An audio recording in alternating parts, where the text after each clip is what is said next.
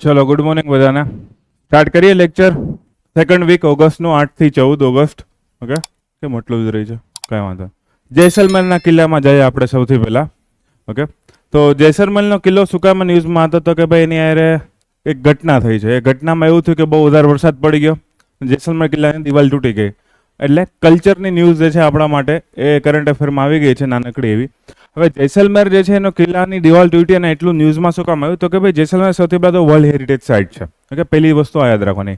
બીજી વસ્તુ, ભારતનો એકમાત્ર લિવિંગ ફોર્ટ છે. લિવિંગ ફોર્ટ મતલબ કે અંદર લોકો રહે છે. જેસલમેર ફોર્ટમાં અંદર લોકો જે ડે ટુ ડે લાઈફમાં રહેતા હોય છે. આ કિલ્લાની જે શરૂઆત જે છે એ રાવલ સિંહ અથવા તો જયસલ સિંહ દ્વારા કરવામાં આવેલી હતી. લગભગ આજથી 800-900 વર્ષ પહેલાં થઈ ગયું છે. અને એ સમયે જે છે એનું મેઇન કામ ડિફેન્સના ફોર્ટ તરીકેનું હતું, કે ભાઈ સુરક્ષા માટેનું હતું. અને એના પછી ઘણા બધા આક્રમણ જે છે ખલજી વંશના અને બધાના આક્રમણ સ્ટાર્ટ થયા હતા. ઓકે, ઘણું બધું પ્રોટેક્શન, કોઈ વાર રાજપૂતોના હાથમાં, કોઈ વાર મુગલોના હાથમાં, રાજપૂતોના હાથમાં, મુગલના હાથમાં, એમ 2-4 વાર એવું થતું રહ્યું. છેલ્લે પછી અકબરના સમયમાં 200-250 વર્ષ જે છે મુગલના હાથમાં જે છે આ ફોર્ટ રહ્યો હતો. ઓકે, તો આ ફોર્ટ જે છે આખો જેસલમેર ફોર્ટ, અને આ ફોર્ટને ઘણી વખત એના હુલામણા નામે બોલાવવામાં આવે છે. એનું હુલામણું નામ છે સોનેરી કિલ્લો. ઓકે, ગોલ્ડન ફોર્ટ જે છે એનું નામ પડેલું છે. અને ગોલ્ડન ફોર્ટ નામ શું કામ પડેલું? કેમ કે એમાં યેલો સેન્ડસ્ટોનનો ઉપયોગ કરવામાં આવેલો છે. પીળા રેતીના પથ્થરનો ઉપયોગ કરવામાં આવેલો. આ પીળા રેતીના પથ્થર જે જ્યારે સૂર્યોદય થાય, સૂર્યાસ્ત થાય ત્યારે એકદમ મસ્ત મજાનો કલર શાઇનિંગ જે છે તમને બતાવે છે. એના કારણે એને ગોલ્ડન ફોર્ટ પણ ઘણી વખત કહેવામાં આવે છે. ઓકે, બીજી વસ્તુ, ખાલી જેસલમેરના કિલ્લાને જે છે વર્લ્ડ હેરિટેજ સાઇટમાં સ્થાન નથી. હિલ ફોર્ટ્સ ઓફ રાજસ્થાન એવું નામ છે. રાજસ્થાનના હિલ ફોર્ટ્સ એવું નામ આપવામાં આવ્યું છે. રાજસ્થાનના હિલ ફોર્ટ્સમાં બીજા ક્યાં ક્યાં એનું લિસ્ટ આપેલું છે, પણ અત્યારે આપણા માટે ન્યૂઝમાં જેસલમેરનો કિલ્લો જે છે એ તમને જોવા મળે છે. બીજું, આની અંતર્ગત કઈ કઈ શૈલીઓ અથવા તો કઈ કઈ વસ્તુ જોવા મળે? તો રાજપૂત અને મુઘલ શૈલીનું મિશ્રણ જોવા મળે. પહેલી વાત તો એ કહેવાની. બીજી વસ્તુ, અંદર 7 જેટલા જૈન મંદિરો પણ આવેલા છે. ચામુંડા માતાનું મંદિર પણ આવેલું છે. ઓકે, લક્ષ્મીનાથ મંદિર પણ આવેલું છે, મતલબ કે વિષ્ણુ અને લક્ષ્મીજીનું મંદિર પણ અંદર આવેલું છે. એના સિવાય જોવા જઈએ તો જે રાજા રહી છે એનો રાજમહેલ પણ આવેલો છે. આખો રાજમહેલ પેલેસ પણ ત્યાં અંદર આવેલો છે. જે બીજા કોઈ મોટા મંત્રીઓ હોય તો મંત્રીઓની હવેલીઓ પણ અંદર ઘણી બધી આવેલી છે. ઓકે, તો એટલી વસ્તુ જે છે આની આખી અંદર આવેલી છે. તમે જો કે આજથી 250-300 વર્ષ પહેલા જેસલમેર એટલે આ જ ફોર્ટ ને આ જ સિટી, એની બહારની રહેવાની સ્થાપના ધીમે ધીમે અંગ્રેજોના સમયમાં જે છે બહાર લોકો રહેવા માંડ્યા. બાકી બધા લોકો અંદરની સાઈડ જ રહેતા હતા. આખી એક ટેકરી ઉપર આખો કિલ્લો આવેલો છે. ઓકે, એના કારણે પ્રોટેક્શન સારું મળે છે આસપાસના વિસ્તારમાં.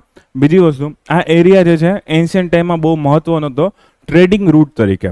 સિલ્ક રૂટમાં જોડતો હતો ભારતને સેન્ટ્રલ એશિયા. સિલ્ક રૂટ એટલે તમને આઈડિયા હોવો જોઈએ કે ભાઈ આખો ચાઇનાથી લઈને યુરોપ સુધીનો જે માર્ગ જતો હતો, લેન્ડ માર્ગને, તો એમાં સેન્ટ્રલ એશિયા સુધી જોડવા માટે કિલ્લો મહત્વનો હતો. આખો એરિયા જે છે એ મહત્વનો હતો. એના રાજાઓ પછી જેસલમેર નામ જે છે પછી પડી ગયું છે. અને અત્યારે આ બધાનું મેનેજમેન્ટ કરે છે ASI નામની સંસ્થા, આર્કિયોલોજીકલ સર્વે ઓફ ઇન્ડિયા, ભારતીય પુરાતત્વ સર્વેક્ષણ, જે કોની અંતર્ગત આવે છે? મિનિસ્ટ્રી ઓફ કલ્ચરની હેઠળ આવે છે. એની સ્થાપના કરવામાં હતી એલેક્ઝાન્ડર કનિંઘહામ દ્વારા. તમે બધા ઇન્ડસ વેલી સિવિલાઇઝેશન વાંચેલું હશે એટલે આ ભાઈનું નામ તમને કદાચ ખબર હશે. અને બહુ જ પહેલાં 1861માં છેક એની સ્થાપના કરવામાં આવેલી હતી. તો એલેક્ઝાન્ડર કનિંઘહામનું નામ પણ તમારે યાદ રાખવાનું છે.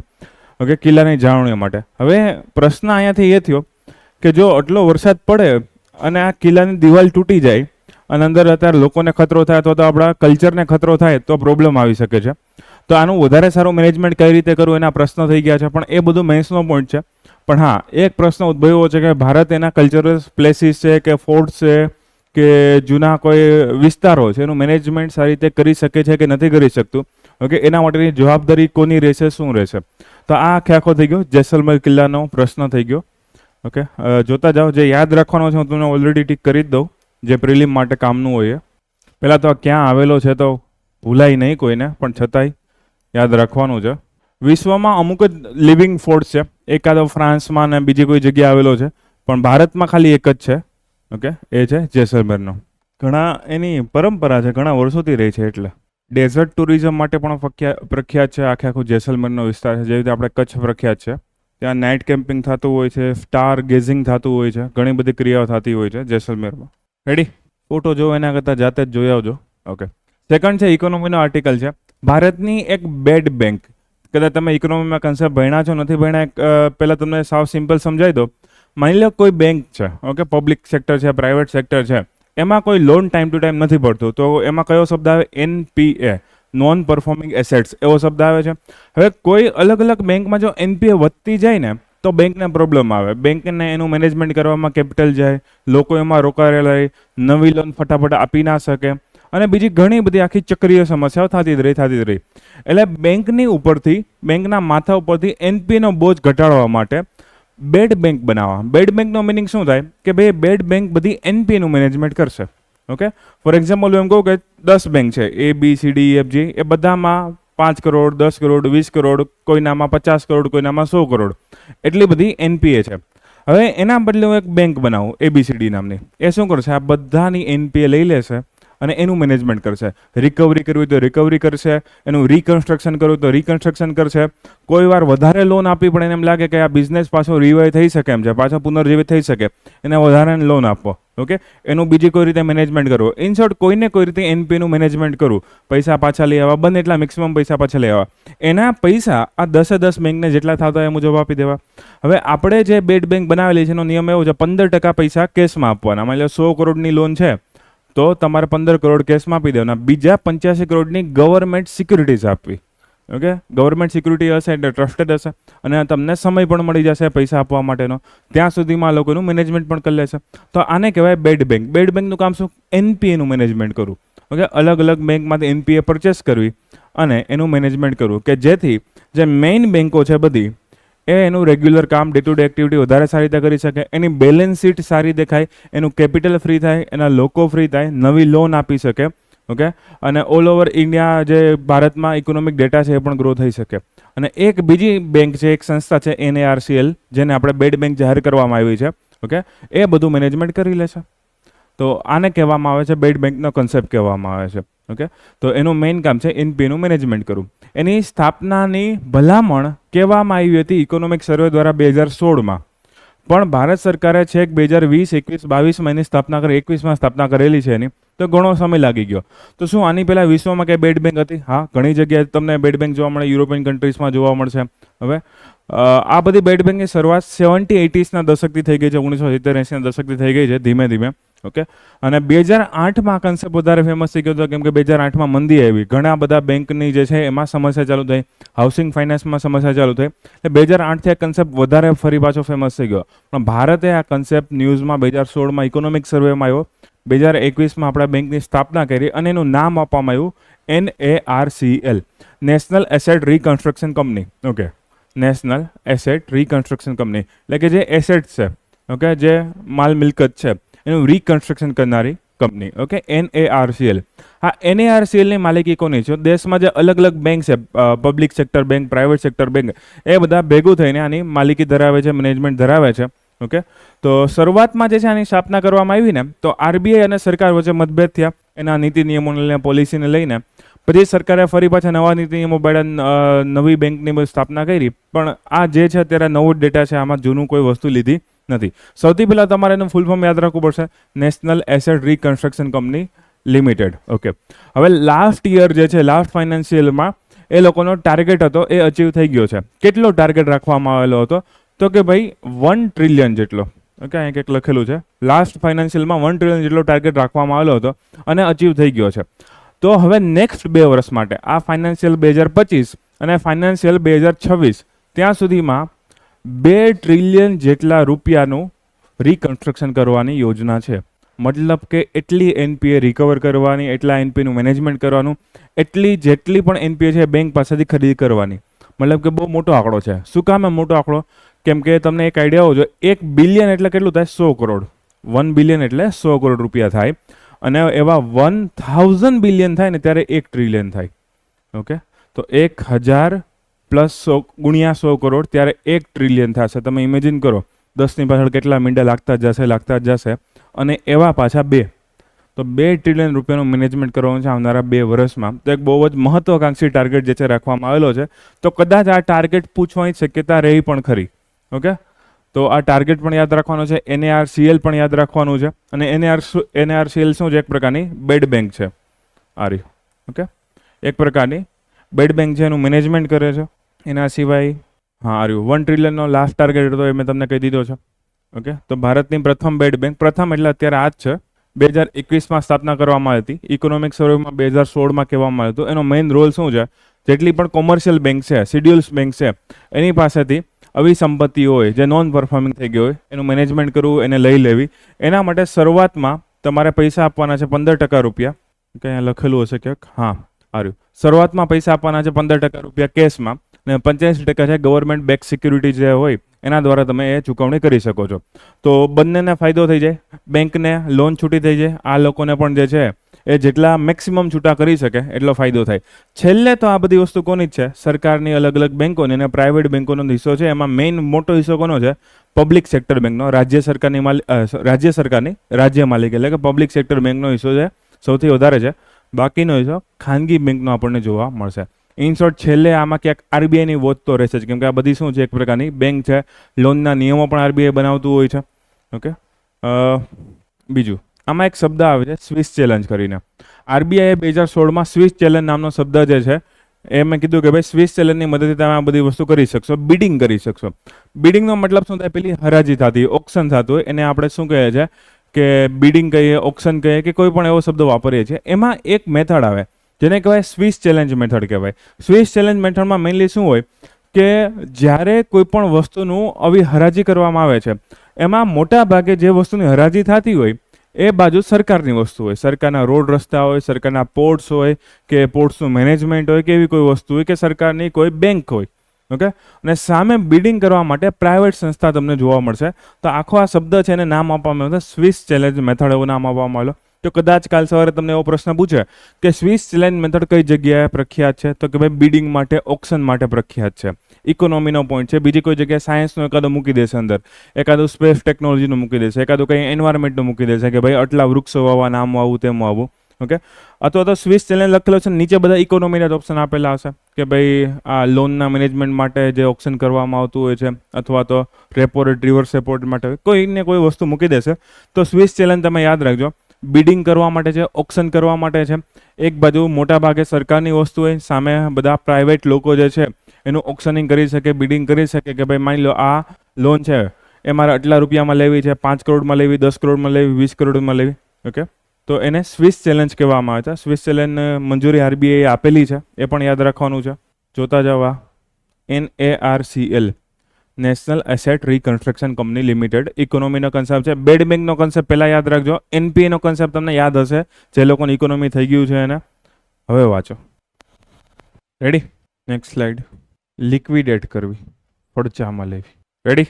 નેક્સ્ટ છે એક જીઓગ્રાફીનો અથવા તો એન્વાયરમેન્ટનો આર્ટિકલ છે, પાયરો ક્યુમ્યુલોનિમ્બસ ક્લાઉડ્સ. ઓકે, એનો મિનિંગ શું થાય, તો પહેલાં તો ફોટો બતાવી દો કે ખૂબ જ મોટા વાદળોની રચના થાય છે. દેખાય છે હવે, એકદમ મોટા વાદળોની રચના થાય છે. એને પાયરો ક્યુમ્યુલસ નિમ્બસ ક્લાઉડ્સ કહેવામાં. 3 શબ્દ ભેગા છે, પાયરો ક્યુમ્યુલસ નિમ્બસ ક્લાઉડ્સ. ઓકે, તો હવે આ શબ્દનો મિનિંગ શું છે, આ વાદળોનો મિનિંગ શું છે? જ્યારે કુદરતમાં એવી ઘટનાઓ થાય કે તાપમાન બહુ જ વધી જાય, જેમ કે વાઇલ્ડ ફાયર્સ, મતલબ કે જંગલમાં આગ લાગવાની ઘટના, અથવા તો જ્વાળામુખીની ક્રિયા. આ જ્યારે આગ લાગવાની ઘટના એકદમ વધી જતી હોય અને તાપમાન બહુ જ વધારે જોવા મળે. કેટલું વધારે? 800 ડિગ્રી કે તેથી પણ વધારે. ઓકે, 800 ડિગ્રી કે તેથી પણ વધારે તાપમાન જોવા મળે ત્યારે એકદમ મોટા પ્રમાણમાં ધુમાડો, ગરમ હવા, આસપાસના વિસ્તારમાંથી રજકણો, ધૂળ, એ બધી વસ્તુ ફટાફટ ઉપરની સાઈડ જવા મળે છે.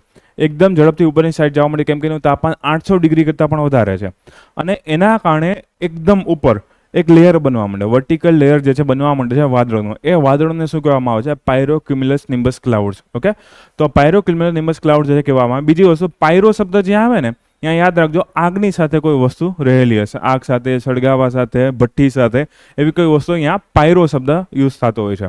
ક્યુમ્યુલો નિમ્બસ તો એક ક્લાઉડનો પ્રકાર છે, જે સૌથી સારો વરસાદ આપતો હોય એને ક્યુમ્યુલસ નિમ્બસ ક્લાઉડ કહેવામાં આવે છે. ઓકે, તો ક્યુમ્યુલસ નિમ્બસ તો એક વાદળનો પ્રકાર છે, એની આગળ પાયરો શબ્દ ખાલી એડ કરી દીધો છે. આ પાયરો ક્યુમ્યુલસ નિમ્બસ ક્લાઉડ છે એ બનેલો હતો USA કેનેડામાં. USA કેનેડામાં બહુ બધી જંગલની આગ લાગવાની ઘટના અત્યારે ચાલુ છે, અને એના કારણે એવું થયું કે અવડા મોટા મોટા વાદળો બનવા માંડ્યા. આ મોટા મોટા વાદળો હવામાં 15,000 ફૂટ કે એનાથી પણ ઉપર જઈ શકે છે. ઓકે, મતલબ કે બહુ જ વધારે ઊંચા થઈ શકે. બીજી વસ્તુ, તમને એમ થાય કે સર આ વાદળો બને એ સારું, કેમ કે એનાથી વરસાદ આવશે અને જંગલની આગ ઓલવાઈ જશે. ખોટી વાત છે. આમાં ભેજનું પ્રમાણ નથી હોતું, એના કારણે આ બહુ જ ઓછો વરસાદ આપે છે, ઉલટાનો આગને ફેલાવે છે. કેમ કે આ વાદળોના કારણે પવનની ગતિ એકદમ વધી જાય છે. એના સિવાય આ વાદળો એકદમ ગર્જના વાવાઝોડા જેવી અસર કરે છે અને ભેગી વીજળી પાડવાની ઘટના થાય છે. અને આ વીજળી એના કરતાં દૂર પડી શકે. માની લો કે અહીંયા આગ લાગી છે તો વીજળી બીજી કોઈ જગ્યા પડતી હશે, અને આ વીજળી પડવાથી એવું થશે કે બીજી જગ્યા પણ આગ ફેલાશે, બીજી જગ્યા પણ આગ લાગશે, અને એના કારણે ફોરેસ્ટ ફાયરનું મેનેજમેન્ટ વધારે અઘરું પડે છે. તો ખાલી સિમ્પલ એવો પ્રશ્ન પૂછે કે ભાઈ પાયરોક્યુમ્યુલસ નિમ્બસ ક્લાઉડ જે છે એનાથી આગ ઓલવાઈ જાય છે, સાચું કે ખોટું? તો ખોટું પાડજો. અઘરું પડે છે ઉલટાનું આગનું મેનેજમેન્ટ કરો. હા, રેગ્યુલર વાદળો હોય, સાદા વાદળો હોય, વરસાદ આવતો હોય તો ઠીક છે, પણ અત્યારે એની વાત નથી થતી. અત્યારે એક વિશેષ પ્રકારનું વાદળ છે એની વાત કરવામાં આવે છે. ક્યારે બને? એકદમ ગરમ તાપમાન હોય, વધારે તાપમાન હોય ત્યારે, 800 ડિગ્રી કે એનાથી વધારે તાપમાન હોય ત્યારે. આવી ઘટના ક્યારે થાય? કાં તો જ્વાળામુખીનું શું કહેવાય ઉત્સર્જન થતું હોય, વિસ્ફોટ થતો હોય ત્યારે, અથવા તો વાઇલ્ડ ફાયર જંગલમાં આગ લાવવાની ઘટના થતી હોય ત્યારે. આનાથી જંગલની આગ વધી શકે છે, ફેલાઈ શકે છે, વાદળો ખૂબ જ ઊંચા હોય છે, ગર્જના કરી શકે, વીજળી પણ કરી શકે છે.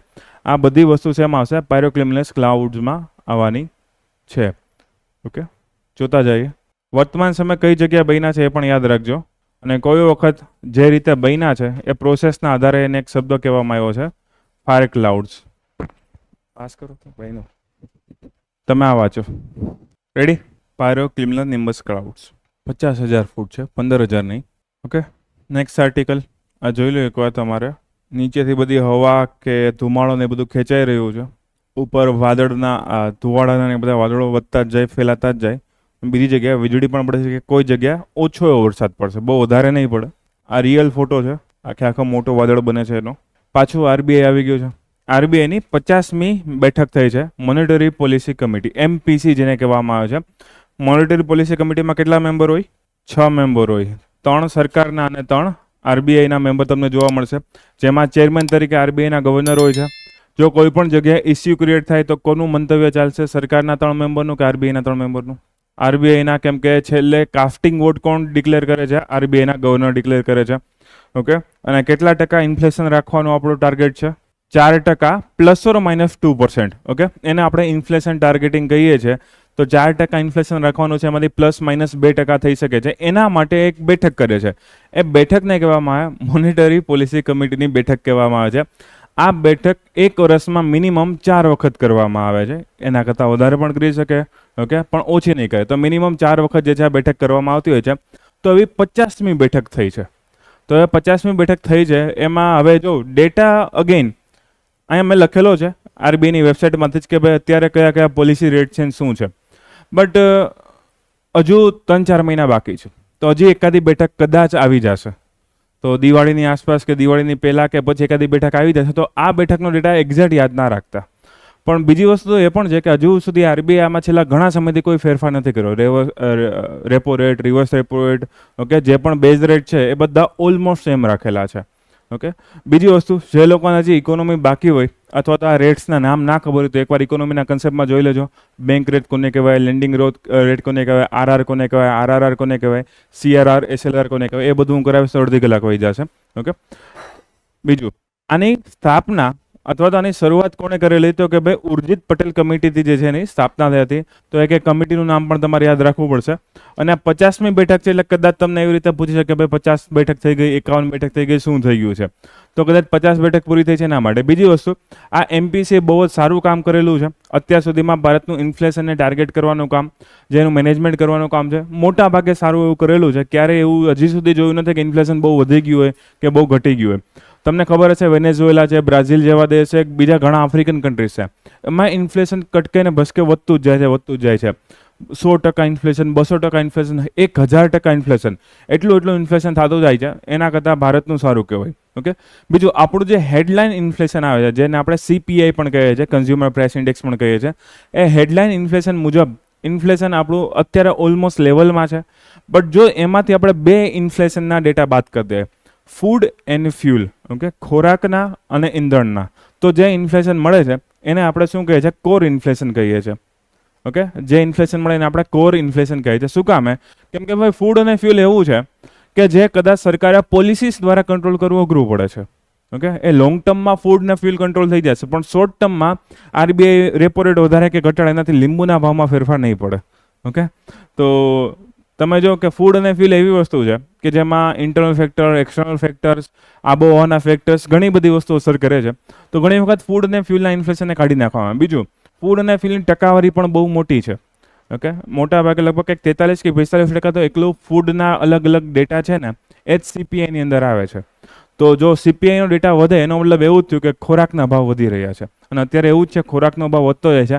આરબીઆઈ પણ એવું જ કીધું, શોર્ટ ટર્મમાંથી લઈને મીડિયમ ટર્મ સુધી ખોરાકનો ભાવ હજુ વધતો જશે, પણ લોંગ ટર્મ ઇફેક્ટમાં ભારતની પ્રોગ્રેસ થશે, એગ્રીકલ્ચર પ્રોગ્રેસ થશે, ટેકનોલોજીસમાં સુધારો થશે અને એના કારણે એવું થશે કે ફૂડ ઇન્ફ્લેશન એક સમયે લેવલમાં આવી જશે. અત્યારે ફૂડ ઇન્ફ્લેશન વધી રહ્યું છે, વધારે છે, શોર્ટ ટર્મમાં હજુ વધી શકે એમ છે એવું આરબીઆઈ કીધેલું છે. અને જે હેડલાઇન ઇન્ફ્લેશન વધી રહ્યું છે એનું મેઇન કારણ એ જ છે કે ફૂડ ઇન્ફ્લેશન વધી રહ્યું છે. એના કારણે ફૂડ ઇન્ફ્લેશન મતલબ ડે ટુ ડે લાઈફમાં તમે જે કન્ઝ્યુમ કરો છો એનો ભાવ વધતો જાય. દૂધના ભાવ તને ખબર દર 2-3 મહિના આવેલા અમૂલની નોટિસ આવે કે ₹1 વધ્યો, ₹2 વધ્યા છે. ઓકે, દાળ ચોખાના ભાવ તમને આઈડિયા હોય, તેલીબિયાના ભાવ જે છે વધતા જતા હોય છે. હવે અલગ અલગ વસ્તુના ભાવ વધતા જાય એનો મતલબ કે ફૂડ ઇન્ફ્લેશન તમને જોવા મળે છે. ખાદ્ય ફુગાવો જે છે તમને જોવા મળે છે. પણ ખાદ્ય ફુગાવો આપણે વાત કરી દઈએ અને ભેગું ફ્યુલની પ્રાઇસીસ વાત કરી દઈએ તો તમને જોવા મળશે કોર ઇન્ફ્લેશન જોવા મળે, જેમાં બધી ઇન્ડસ્ટ્રીઝનો ડેટા આવી જાય. બેન્ચીસ બને, ટેબલ બને, કેમેરા બને, પંખા બને, એનો ડેટા આવી જાય. હકીકતમાં ઇન્ડસ્ટ્રીઝ જે છે ને એના ભાવમાં બહુ વધારો નથી થતો. ઓકે, ફેક્ટરીઝમાં જે વસ્તુ ઉત્પાદન થઈ રહી છે એના ભાવમાં ઘણા સમયથી બહુ વધારો નથી થતો. એના કારણે એવું પણ જોવા મળે કે ભાઈ અહીંયા ગ્રોથ આપણો સ્ટેગ્નન્ટ થઈ જાય, મતલબ કે ગ્રોથમાં બહુ મોટો ફેરફાર ના પણ થાય. એની સામે સર્વિસ સેક્ટર છે એમાં બહુ વધારો થઈ રહ્યો છે. ઓકે, તો પણ અત્યારે તો આપણે જેટલું કહો એટલું યાદ રાખજો. આરબીઆઈની 50મી બેઠક જે છે થઈ છે, પહેલાં તો એ યાદ રાખવાનું છે. આ બધી બેઠક આરબીઆઈમાં જ થાય છે. અને જે પ્રોગ્રામ છે એને ફ્લેક્સિબલ ઇન્ફ્લેશન ટાર્ગેટિંગ પ્રોગ્રામ કહેવામાં આવે છે. અત્યારે રેપો રેટ, ખાલી રેપો રેટ એક જ યાદ રાખજો, બીજા કોઈ ડેટા યાદ ના રાખતા કે ભાઈ રિવર્સ રેપો કેટલો છે, એસએલઆર કેટલો છે. મેઇન એક ડેટા યાદ રાખવાનો છે આપણે. બીજું, અસમાન વૃદ્ધિની મેં તમને વાત કરી. સર્વિસ જે છે સારું કામ કરે છે, પણ મેન્યુફેક્ચરિંગ સેક્ટર થોડુંક એવું મંદીનો અનુભવ કરી રહ્યું છે. આખા વિશ્વમાં પણ આ ડેટા જોવા મળે છે. ભારતમાં બહુ ચિંતા કરવાની વાત નથી, કેમ કે ભારતમાં આઈઆઈપી ઇન્ડેક્સ ઓફ ઇન્ડસ્ટ્રીયલ પ્રોડક્શન જે છે એ સારી વૃદ્ધિ દેખાડી રહ્યો છે. એનો ગ્રોથ રોબસ્ટ મતલબ કે એકદમ ટકાઉ વિકાસ થઈ રહ્યો છે, સારો વિકાસ થઈ રહ્યો છે એવું કહે છે. ઉત્પાદન અને સેવા ક્ષેત્ર ભારતમાં બે થોડા સારા ચાલી રહ્યા છે. એનું મેઇન કારણ કદાચ તમને પૂછે કે ભારતમાં શા માટે મંદીનો અનુભવ થઈ નથી રહ્યો. વિશ્વમાં ઘણા દેશમાં ત્યારે મંદીની શરૂઆત થઈ ગઈ છે. ભારતમાં શા માટે નથી થયો? કેમ કે ઘરેલું માંગ આપણી વધારે છે. ડોમેસ્ટિક કન્ઝમ્પશન જે છે, ડોમેસ્ટિક ડિમાન્ડ્સ વધારે છે. ડોમેસ્ટિક ડિમાન્ડના બે ભાગ છે, એક તો રૂરલ એટલે કે ગ્રામ્ય લોકો જે છે જે માંગ કરી રહ્યા છે એ, અને શહેરી ખર્ચ. ઓકે, શહેરમાં માંગ જે છે બેઝિક વસ્તુની ઓછી હોય, બીજો આડાવડો ખર્ચ વધારે હોય. એ બંનેના કારણે ઇકોનોમી ચાલી રહી છે. ઇન્ડસ્ટ્રી અને સેવા ક્ષેત્ર બંને સારી રીતે ચાલી રહ્યા છે. તો કદાચ તમને એવો પ્રશ્ન પૂછે ભારતમાં મંદી ન આવવાનું એક કારણ કયું છે, તો આ એક કારણ. બીજા ઘણા કારણ છે, પણ આરબીઆઈ આ રિપોર્ટમાં, આ ડેટામાં જે છે આ એક કારણ આપેલું છે. ઓકે, અને વિશ્વમાં અસમાન વૃદ્ધિ થઈ એમાં ખાસ યાદ રાખજો, ઇન્ડસ્ટ્રીઝ ઘણી બધી જગ્યાએ, ઇવન ભારતમાં પણ અમુક સેક્ટર એવા છે થોડાક ધીમા પડી ગયા છે, અને સર્વિસ ઇન્ડસ્ટ્રી સારી કામ કરી રહી છે. તો જોતા જાઓ. કેટલા લોકોને ઇકોનોમી આખું ક્લિયર છે, બધા કન્સેપ્ટ આવડતા, જે બોલું છે સમજાતું હોય, ટપા પડતા હોય, એકવાર પૂરું કરેલું હોય લાઈફમાં ઇકોનોમી. લાગ્યું મને થોડુંક એવું, વાંધો નહીં. બસ 3 મહિના છે, ધ્યાન રાખજો, પૂરું કરી લેજો. મને તો એમ કે કોમર્સવાળા વધારે છે તો બધા વધારે લોકો હાથ ઊંચો કરશે કે સર આ કન્સેપ્ટ સમજાય છે. શું કર્યું બીકોમમાં 3 વર્ષ? Okay, next slide. સરસ. બીજું, આ મિટિંગમાં એક ડિસિઝન લેવામાં આવ્યો, કેમ કે અત્યારે ટેક્સ પેમેન્ટની સિઝન ચાલે છે. તો આરબીઆઈ એવું કીધું કે યુપીઆઈથી ટેક્સ પેમેન્ટ હવે 1 લાખથી વધારીને 5 લાખ કરી દે. બીજા કોઈમાં 5 લાખ નહીં, પણ જો તમારે ટેક્સ પે કરવો હોય તો સરકાર તમને યુપીઆઈ વાપરવા દેશે 5 લાખ સુધી. તો સરકારને જલસા છે આમાં, તો કંઈ વાંધો નહીં. ઓકે, જો એ બીજા બધા એરિયા માટે પણ 5 લાખ કરશે ત્યારે આપણે યાદ રાખવું પડશે. ઓકે, કરંટ રેટ્સ છે આ બધા તમારે છેલ્લે ગોખવા પડશે, પણ જે લેટેસ્ટ મિટિંગ હોય એના યાદ રાખજો. કદાચ હજુ એક મિટિંગ આવી જશે, તમારે એફટીઆઈની એક્ઝામ આવે પહેલાં ને જીપીએસસીને આવે પહેલાં, એની પહેલાં તો 1 કે 2 3 મિટિંગ પણ થઈ જાય, નક્કી ના કહેવાય. Okay, seaweed value chain. સીવીડનો મિનિંગ શું થાય? તો કે ભાઈ દરિયામાં ઉગતી લીલ કે શેવાળ. ઓકે, વીડ મતલબ કે અલગ અલગ પ્રકારનું ઘાસ હોય છે, એને વીડ કહેવામાં આવે છે. તો દરિયામાં જે ઘાસ ઉગે છે એની ખેતી કરવામાં આવી રહી છે, અથવા તો એ જે જંગલી રીતે ઉગતું હોય, કુદરતી રીતે ઉગતું હોય, એને પણ મેળવવામાં આવતું હોય, તો એને સીવીડ ફાર્મિંગ કહેવામાં આવે છે. તો ભારત સરકારે એક રિપોર્ટ બહાર પાડ્યો છે, નીતિ આયોગે એક રિપોર્ટ બહાર પાડ્યો છે. ઓકે, સીવીડ વેલ્યુ ચેન નામનો. તો આ રિપોર્ટ પહેલાં તમારે યાદ રાખવાનો કે ભાઈ આ રિપોર્ટ કોણે બહાર પાડ્યો. સાવ સિમ્પલ છે, નીતિ આયોગે. તો આ નીતિ આયોગે રિપોર્ટ બહાર પાડ્યો તો હવે એના મેઇન વસ્તુ જોવાની. પહેલાં તો સીવીડ શું છે, તો કે ભાઈ એક પ્રકારનો ખોરાક છે. તો આ જે લીલ કે શેવાળ કે ઘાસ ઉગે છે તમે ખાઈ શકો છો, અને ઘણી વખત એને સુપર ફૂડ કહેવામાં આવે છે. એવું શું કામ કહેવામાં આવે, તો કે ભાઈ એમાં ઘણા બધા પોષક તત્વો તમને મળે છે. Vitamin A, B, C, D, રિબોફ્લેવિન, નિયાસિન, potassium, sodium, એક વસ્તુ તમે જો કે ઘણી બધી તમને મળે છે. તો પોષણ માટે બહુ સારી છે. વિશ્વમાં સૌથી સારામાં સારી સીવીડ જ્યાં બનતી હોય, ફાર્મિંગ થતું હોય તો સાઉથ ઇસ્ટ એશિયા છે. જે આસિયાન દેશો છે ને બધા, મલેશિયા, સિંગાપોર, ઇન્ડોનેશિયા, ફિલિપિન્સ, એ બધી જગ્યાએ સારામાં સારી સીવીડનું ઉત્પાદન થાય છે. અને વિશ્વમાં સૌથી વધારે સીવીડ ઉત્પાદન કરનારો દેશ છે ઇન્ડોનેશિયા. એ તમારે યાદ રાખવાનું છે. પણ એક્સપોર્ટમાં કે એની બીજી જગ્યાએ કોરિયા અને ચાઇના આગળ છે. ઓકે, ઉત્પાદન એકલો ઇન્ડોનેશિયા કરે પણ ત્યાં કન્ઝ્યુમ થઈ જાય છે. તો એક્સપોર્ટમાં કોરિયા અને ચાઇનાવાળા જે છે આગળ છે. ભારતમાં ગ્લોબલ શેર 1% કરતાં પણ ઓછો છે. તો ભારતમાં ધીમે ધીમે આપણે બ્લુ રિવોલ્યુશનની વાત કરીએ, બ્લુ ફૂડ્સની વાત કરીએ, તો આપણે જે છે આમાં આગળ વધવાનું છે. તો સીવીડ જે છે એ બે રીતે મળી શકશે. એક તો તમે ખેતી કરી શકો, જેમ કે આ તમે ઇમેજ જો, દરિયાની તળેટીમાં લોકો ખેતી કરે છે, દેખાય છે? દરિયાની તળેટીમાં ખેતી કરે છે, તળમાં ખેતી કરે છે સીવીડ, અને એનો ભાવ હજારો રૂપિયા કિલો આવે છે. એના કરતાં પણ વધારે આવી શકે. તો ઇમેજિન કરો, આ સી ફૂડ છે બહુ મોંઘું છે, કેમ કે એનાથી ઘણા બધા પોષક તત્વો મળે છે. પોષક તત્વોની સાથે સાથે ઘણી સીવીડ્સ એવી છે જે કેન્સરની ટ્રીટમેન્ટમાં પણ ધીમે ધીમે વપરાઈ રહી છે. લ્યુકેમિયા, જે બ્લડ કેન્સર છે, એની સારવારમાં પણ આ સીવીડનો ઉપયોગ થશે. સીવીડની અલગ અલગ ઘણી બધી પ્રજાતિ, ઘણી બધી વેરાયટીઝ તમને જોવા મળશે. ઓકે, એનું તમે સલાડ બનાવીને, કેમ પાલકનું ટમેટાનું સલાડ બનાવીને ખાઓ, બસ એમ આને ખાઈ શકો. પ્રોસેસ કરીને થોડુંક ખાવાનું હોય, આજુબાજુ બીજો ડુપ્લિકેટ સેવાળ ના આવી જાય એનું ધ્યાન રાખવાનું. ઓકે, તો આ સીવીડના ફાયદા સૌથી પહેલાં તો પોષણ માટે થાય, બીજું એનું ઔષધ માટે થાય. જે મેં તમને કીધું એમ કે એક તો એન્ટી ઇન્ફ્લેમેટરી છે. ઘણી વખત તમે 2 પ્લેટ વધારે પાણીપુરી ખવાઈ ગઈ તો પેટમાં બળતરા થાય, અગ્નિ થાય. તો આ જે છે બળતરા વિરોધી જે છે અસર કરે છે, એન્ટી ઇન્ફ્લેમેટરી ઇફેક્ટ કરે છે. એમાં માઇક્રોબિયલ રેઝિસ્ટન્સ, માઇક્રોબિયલ રેઝિસ્ટન્સનો મિનિંગ શું થાય કે અલગ અલગ સૂક્ષ્મજીવો આવતા હોય, જેમ કે કોઈ બેક્ટેરિયા છે, વાયરસ છે, કે બીજી કોઈ વસ્તુ છે, એના દ્વારા આપણા શરીરને કોઈ હાનિકારક અસર થતી હોય તો એનાથી જે વિરોધ કરતું એને એન્ટી માઇક્રોબિયલ અથવા તો માઇક્રોબિયલ રેઝિસ્ટન્ટ કહેવામાં આવે છે. તો એમાં એવી પણ પ્રોપર્ટી છે કે નાના મોટા સૂક્ષ્મજીવો સામે પણ લડી શકે છે. અને એના સિવાય સૌથી સારી વસ્તુ, કેન્સર સામે લડવામાં પણ ઉપયોગી છે.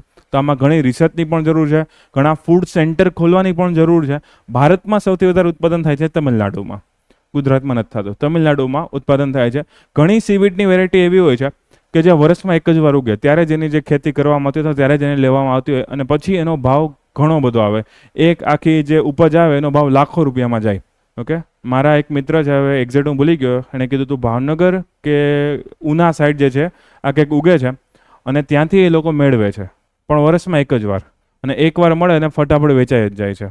ઓકે, તો હજુ ગુજરાતમાં આને આગળ વધારી શકીએ, કેમ કે તમિલનાડુમાં તો પ્રોપરલી આની ખેતી સ્ટાર્ટ થઈ ગઈ છે ધીમે ધીમે. ઓકે, તો આપણે આગળ બીજું આનો ઉત્પાદનમાં પણ મેન્યુફેક્ચરિંગ સેક્ટરમાં પણ આનો ઉપયોગ છે. જેમ કે તમે ટૂથપેસ્ટ યુઝ કરો છો, એમાં ઇમલ્સિફાયર હોય, અલગ અલગ જે કણો છે કે બીજા કોઈ કેમિકલ છે ચોટેલા હોય, તો એના ઇમલ્સિફાયર તરીકે પણ એનો ઉપયોગ થાય. મતલબ કે એને સારી બનાવટ આપવા માટે જે અલગ અલગ કોસ્મેટિક પદાર્થો વાપરો છો, એમાં જે નેચરલ પ્રકારના, ઓર્ગેનિક પ્રકારના કોસ્મેટિક પદાર્થો છે એમાં પણ આનો ઉપયોગ થઈ શકે. તમે જે ચ્યુઇંગમ ખાઓ છો, જેલી ખાઓ છો, એમાં પણ આનો ઉપયોગ થઈ શકે છે. ઓકે, તો ઉત્પાદન ઉપયોગ, પણ મોટાભાગની ચ્યુઇંગમ, જેલી બધી ખરાબ જ આવતી હોય છે. આ સારી આવે, આ મોંઘું આવશે. ઓકે, 2 રૂપિયાવાળીમાં નહીં આવે. ઓકે, તો સૌથી પહેલાં તો રિપોર્ટનું નામ યાદ રાખવાનું છે. આ રિપોર્ટમાં બધી વસ્તુ કહેવામાં આવી કે આમાં રિસર્ચ કેટલી કરવું, આનું પ્રોડક્શન કેમ કરવું, આનું માર્કેટિંગ કેમ કરવું, આનું ટ્રેનિંગ કેમ કરવું, ઇન્ફ્રા કઈ રીતે કરવું, બધી વાત કહેવામાં આવી. પણ એ બધી વસ્તુ મેઇન્સવાળા માટે કામની. આપણે ખાલી યાદ રાખવાનું કે હા, એમાં આ બધી વસ્તુ કહેવામાં આવેલી છે. કોણે કીધી? તો કે ભાઈ નીતિ આયોગે કીધી. સીવીડ શું છે? તો કે ભાઈ દરિયામાં ઉગતા એક પ્રકારના ઘાસની પ્રજાતિ, અથવા તમે એમ કહી શકો શેવાળની પ્રજાતિ છે જે દરિયામાં ઉગે છે. ઓકે, એમાં મૂળિયા ના હોય, દાંડી ના હોય, પાંદડા ના હોય, ખાલી એમનામ જે પટ્ટા જ જે છે આખે આખા ઉગતા હોય. ઓકે, ગાય ભેંસની જેમ ખાતા રહેવાના. અને ઘણી વખત એવું થાય કે કુદરતમાં બહુ ઊંડા ઊંડા વિસ્તારમાં એકદમ આનો ગ્રોથ વધારે હોય, તો એને કહેવામાં આવે છે જંગલો. એ જંગલોનું નામ આપી દેવાનું kelp forest, KELP. Kelp forest જે છે કહેવામાં આવે કે જે આવી સીવીડથી બનેલા હોય છે, તો એને કહેવામાં આવે છે કેલ્પ ફોરેસ્ટ કહેવામાં આવે છે. ક્લિયર? તો આ તમે જોઈ લો, બ્લુ ફૂડ માટે નીતિ આયોગનું એક પેલો રિપોર્ટ છે. અને સી ફૂડમાં બંને આવે, વેજ પણ આવે, નોનવેજ પણ આવે. તમે કરચલો ખાતા હોય તો નોનવેજમાં આવશે. કરચલો જે વસ્તુને ખાતું હોય, મતલબ કે એવું ઘાસ ફૂસ કરચલો એવો હોય તો એ વેજમાં આવશે. ઓકે, આ સ્લાઇડ ડન. અને એક રીતે આ ભાગ થશે એગ્રીકલ્ચર સેક્ટરનો, તો એગ્રીકલ્ચર સેક્ટરની જીડીપી આગળ આવશે, એનો ગ્રોથ થશે, એના માટે પણ આ સેક્ટર આખું કામનું છે. આ બધા છે અલગ અલગ એમિનો એસિડ છે. એમિનો એસિડ ઉપરથી કહેવાય વાઇટલ એમિનો એસિડ, એટલે એનું નામ પડ્યું વાઇટામિન્સ અથવા તો વિટામિન જે આપણે કહીએ છીએ એ બધા એમિનો એસિડ્સના પ્રકાર છે. એ શરીર માટે ઉપયોગી હોય અલગ અલગ કાર્ય માટે. Ready? Seaweed. Okay, great barrier reef છે. હવે આ ફરી પાછું ન્યૂઝમાં આવી ગયું, કેમ કે આનું પાણી જે છે બહુ જ ગરમ થઈ જાય છે અને એના કારણે કોરલ બ્લીચિંગ થાય. કોરલનો મિનિંગ શું થાય કે ભાઈ છીછરા પાણીમાં એક ઉગતા સમુદ્રી જીવો છે જે કેલ્શિયમ કાર્બોનેટના બનેલા હોય. ઉપર જે છે એમાં એક સૂક્ષ્મ જીવ ટકેલો હોય જેને કહેવાય ઝૂઝેન્થેલે નામની એક વસ્તુ હોય છે. જે લોકો જીઓગ્રાફી ભણી ગયા છે અને આ વસ્તુ ખબર હશે કોરલ શું છે.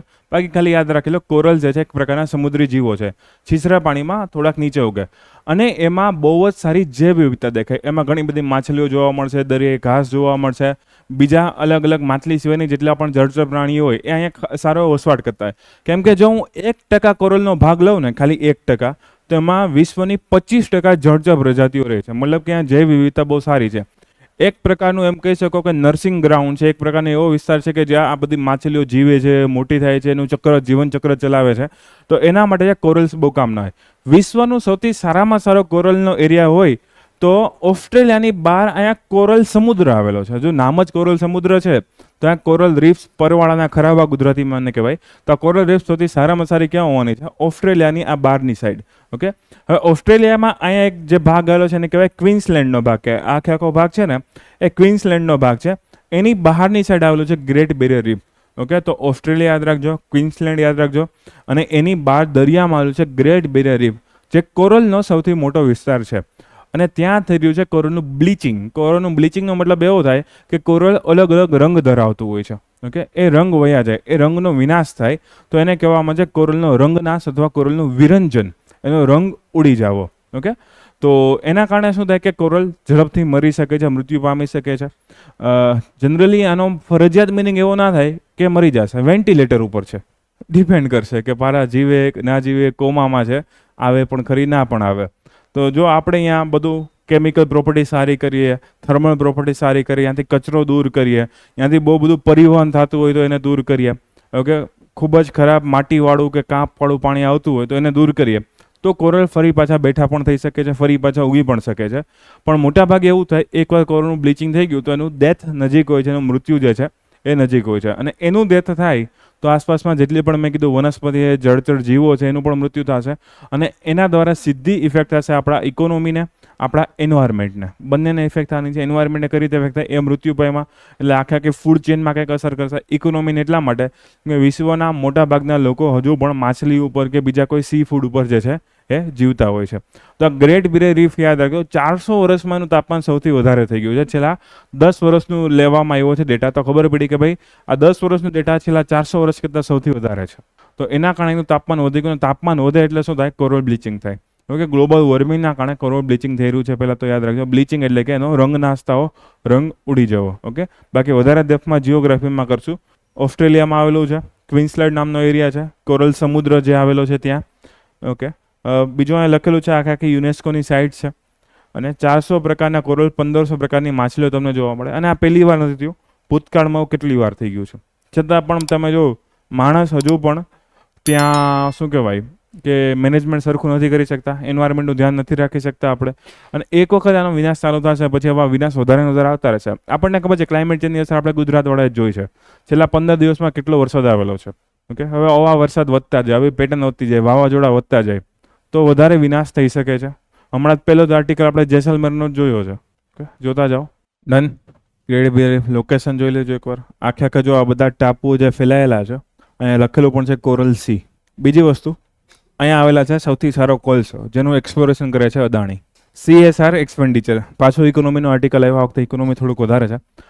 કોર્પોરેટ સોશિયલ રિસ્પોન્સિબિલિટી, તો અલગ અલગ કંપનીઝ જે હોય છે એને તમને થોડો ઘણો આઈડિયા હોવો જોઈએ કે પાછલા 3 વર્ષમાં જે પ્રોફિટ થયો હોય એના એવરેજના 2% એ ડોનેટ કરવું પડે છે એની સામાજિક જવાબદારી માટે. કે ભાઈ જેટલું તમે અલગ અલગ જગ્યાથી કમાણા છો, એન્વાયરમેન્ટથી કમાણા છો, અલગ અલગ લોકો જે તમારા ફેક્ટરીમાં શ્રમ કરી રહ્યા છે એમાંથી, અથવા તો લોકો જે તમારી વસ્તુ પરચેસ કરી રહ્યા છે એને કંઈક વસ્તુ પાછી આપીએ આપણે.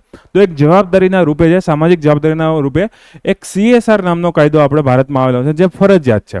તો જે પણ કંપની જે છે આ કન્ડિશન ફૂલફિલ કરતી હોય, ઓકે, એની નેટવર્થ 500 કરોડ કરતાં વધારે હોય, એનું ટર્નઓવર 1000 કરોડ કરતાં વધારે થઈ ગયું હોય, અથવા તો નફો ટોટલ પ્રોફિટ 5 કરોડ કરતાં વધારે હોય, તો એણે એના પાછલા 3 વર્ષના એવરેજના 2%, 3 વર્ષના એવરેજના 2% રૂપિયા જે છે એ કેમાં આપવા પડે?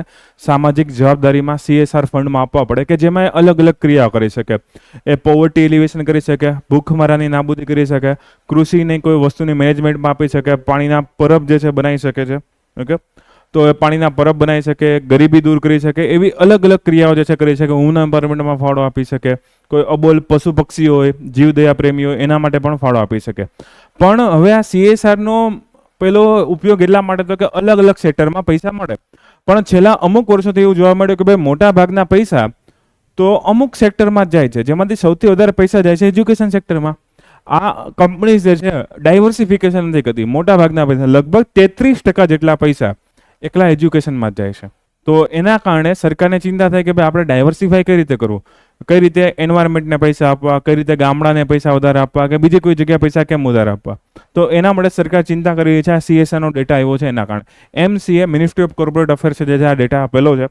બીજા નંબર આવે છે હેલ્થ કેરમાં આવે છે, કે જે આરોગ્યની સુવિધા, કોઈ કેન્સર હોસ્પિટલ ખોરી, એમાં રિસર્ચની સુવિધા ઊભી કરી, કેવું કોઈ કર્યું. તો એમાં જે છે આ વસ્તુ જાય છે રૂરલ ડેવલપમેન્ટમાં, ગ્રામ્ય વિકાસમાં જાય, પર્યાવરણમાં જાય, લાઇવલીહુડ એન્હાન્સમેન્ટ, કે ભાઈ કોઈ અલગ અલગ લોકોને ટ્રેનિંગ આપે, સ્કિલ્સ ડેવલપમેન્ટ કરાવે, કે એને કોઈ રિસર્ચ ઇન્સ્ટિટ્યૂટમાં ભાગ આપે, ફાળો આપે. તો એમાં તમે જો આ બધામાં કેટલો ઓછો ડેટા છે. આ બેમાં જ સૌથી વધારે ડેટા છે, એજ્યુકેશનમાં અને હેલ્થમાં. તો CSRમાં ડાયવર્સિફિકેશન જોવા નથી મળતું, અલગ અલગ કંપનીઝ ડાયવર્સિફાઈ નથી કરતી. પ્લસ સૌથી મોટી મોટી કંપનીઝ કઈ છે એના ડેટા પણ તમે જોઈ શકો છો, કે લાસ્ટ યરમાં સૌથી વધારે જે સ્પેન્ડિંગ કર્યું છે HDFC બેન્કે કરેલું છે. સેકન્ડ નંબરે TCS ટાટા કન્સલ્ટન્સી સર્વિસ આવે છે, રિલાયન્સ વાળા, ICICI વાળા, ટાટા સ્ટીલ વાળા.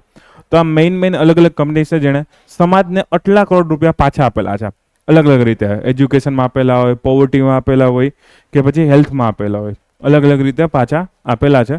તો આ ડેટા તમારે યાદ રાખવાનું. બીજું એક ડાયવર્સિફિકેશન બીજું એ પણ જોવા મળે છે કે મોટા ભાગનું CSRનું સ્પેન્ડિંગ એ અમુક રાજ્ય પૂરતું મર્યાદિત છે. જેમ કે મહારાષ્ટ્રમાં સૌથી વધારે તમને જોવા મળે.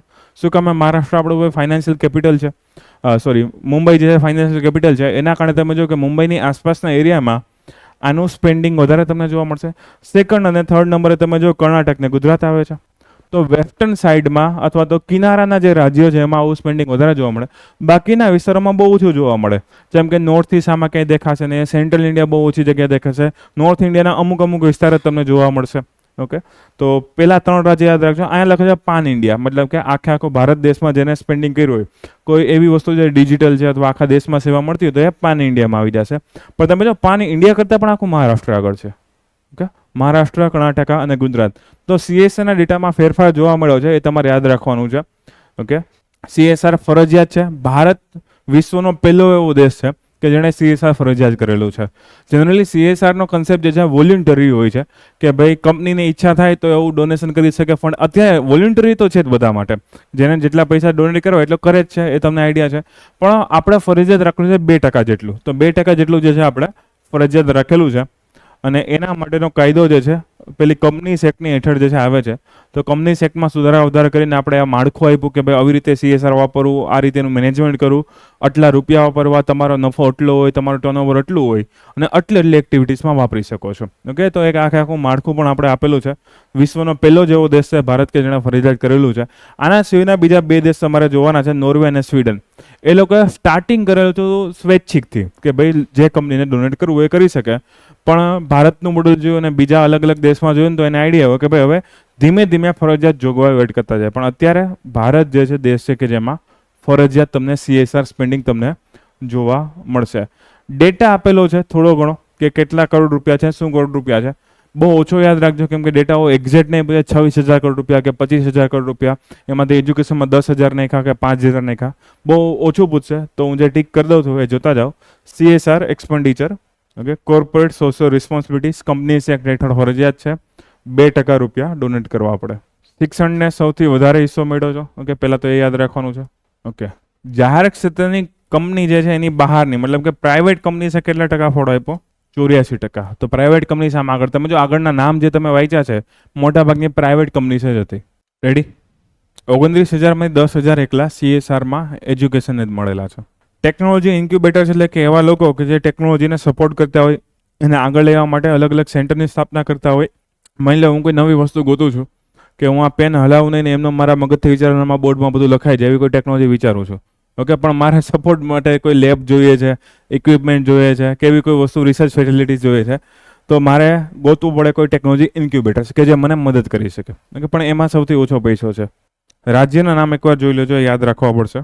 નેક્સ્ટ એ યાદ રાખજો કઈ કઈ કંપની એલિજિબલ હોય. આમાંથી કોઈ પણ શરત પૂરી થતી હોય તો ચાલશે. તો ત્રણેય શરત નહીં, ત્રણમાંથી કોઈ પણ એક શરત પૂરી થતી હોય, 500, 1,000 કે 5 કરોડ. 5 કરોડ નફો, 500 નેટવર્થ અને 1,000 ટર્નઓવર. ઓકે, તો આ શરતો ખાસ યાદ રાખજો. બજેટમાં આનું કંઈ ના હોય, એકવાર એક્ટ આપી દીધી પછી બધી કંપનીઓ ફરજિયાત કરવું પડે. આમાં બજેટનું શું, આ સરકારનું ક્યાં છે, આ તો કંપનીસનું છે. ડન. કે અહીંયા છેલ્લા 4-5 વર્ષના અલગ અલગ કમ્પેરિઝન આપ્યું છે. ગ્રીનવાળી જે કોલમ છે એ છેલ્લા વર્ષની ફાઇનાન્શિયલ 2023ની છે. આ રાજ્ય વાઇઝ છે. ઓકે, હવે આવશે એક રેન્કિંગ છે NIRF, national institutional ranking framework. અલગ અલગ સંસ્થાને ક્રમ આપે. જેવી રીતે તમારો ક્રમ આવતો હોય, પેલી ટેસ્ટ આપો તો પહેલો નંબર, બીજો નંબર. તો ભારતમાં અલગ અલગ કોલેજીસ તેને ક્રમ આપવામાં આવે. એ ક્રમ આપવા માટે કેટેગરી કેટલી બધી રાખેલી છે કે ભાઈ હવે જો મેડિકલ કોલેજ હોય, હવે સ્પર્ધા કરે એન્જિનિયરિંગ કોલેજ હારે, એમાં બીજી કોઈ મેનેજમેન્ટ સંસ્થા હોય તો ભાઈ પ્રોબ્લેમ પડે.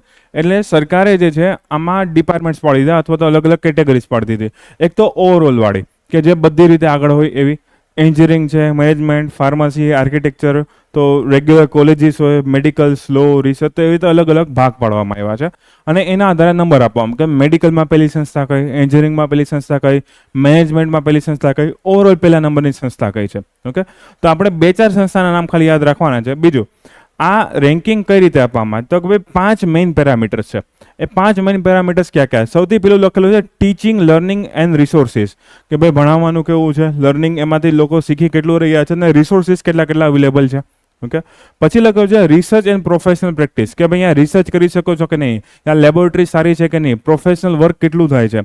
ઓકે, ગ્રેજ્યુએશનની આઉટકમ કેટલી છે, ગ્રેજ્યુએશનની આઉટકમમાં શું જોવામાં, પ્લેસમેન્ટ કેટલું થયું છે, એક્ઝામિનેશન કેવી રીતે કન્ડક્ટ થઈ રહી છે, સેલરી મેન કેટલી મળે છે, PhDની કેટેગરી કેટલી છે. આ બધાના આધારે જોવા મળે ભાઈ ગ્રેજ્યુએશનનો ડેટા કેટલોક છે, કેટલોક સારો છે. આઉટરીચ અને ઇન્ક્લુઝિવિટી, ઇન્ક્લુઝિવિટીમાં મેન એ જોવામાં આવે કે ભાઈ ફિઝિકલી ચેલેન્જ લોકો જે છે આમાં ભણી શકે કે નહીં, સોશિયલી ચેલેન્જ મતલબ કે SC, FT, OBC, મહિલાઓ કે બીજા કોઈ લોકો જે ભણી શકે નહીં, વુમનની ડાયવર્સિટી, વિસ્તાર મુજબ ડાયવર્સિટી કેટલી છે, એ બધી વસ્તુ જોવામાં આવે.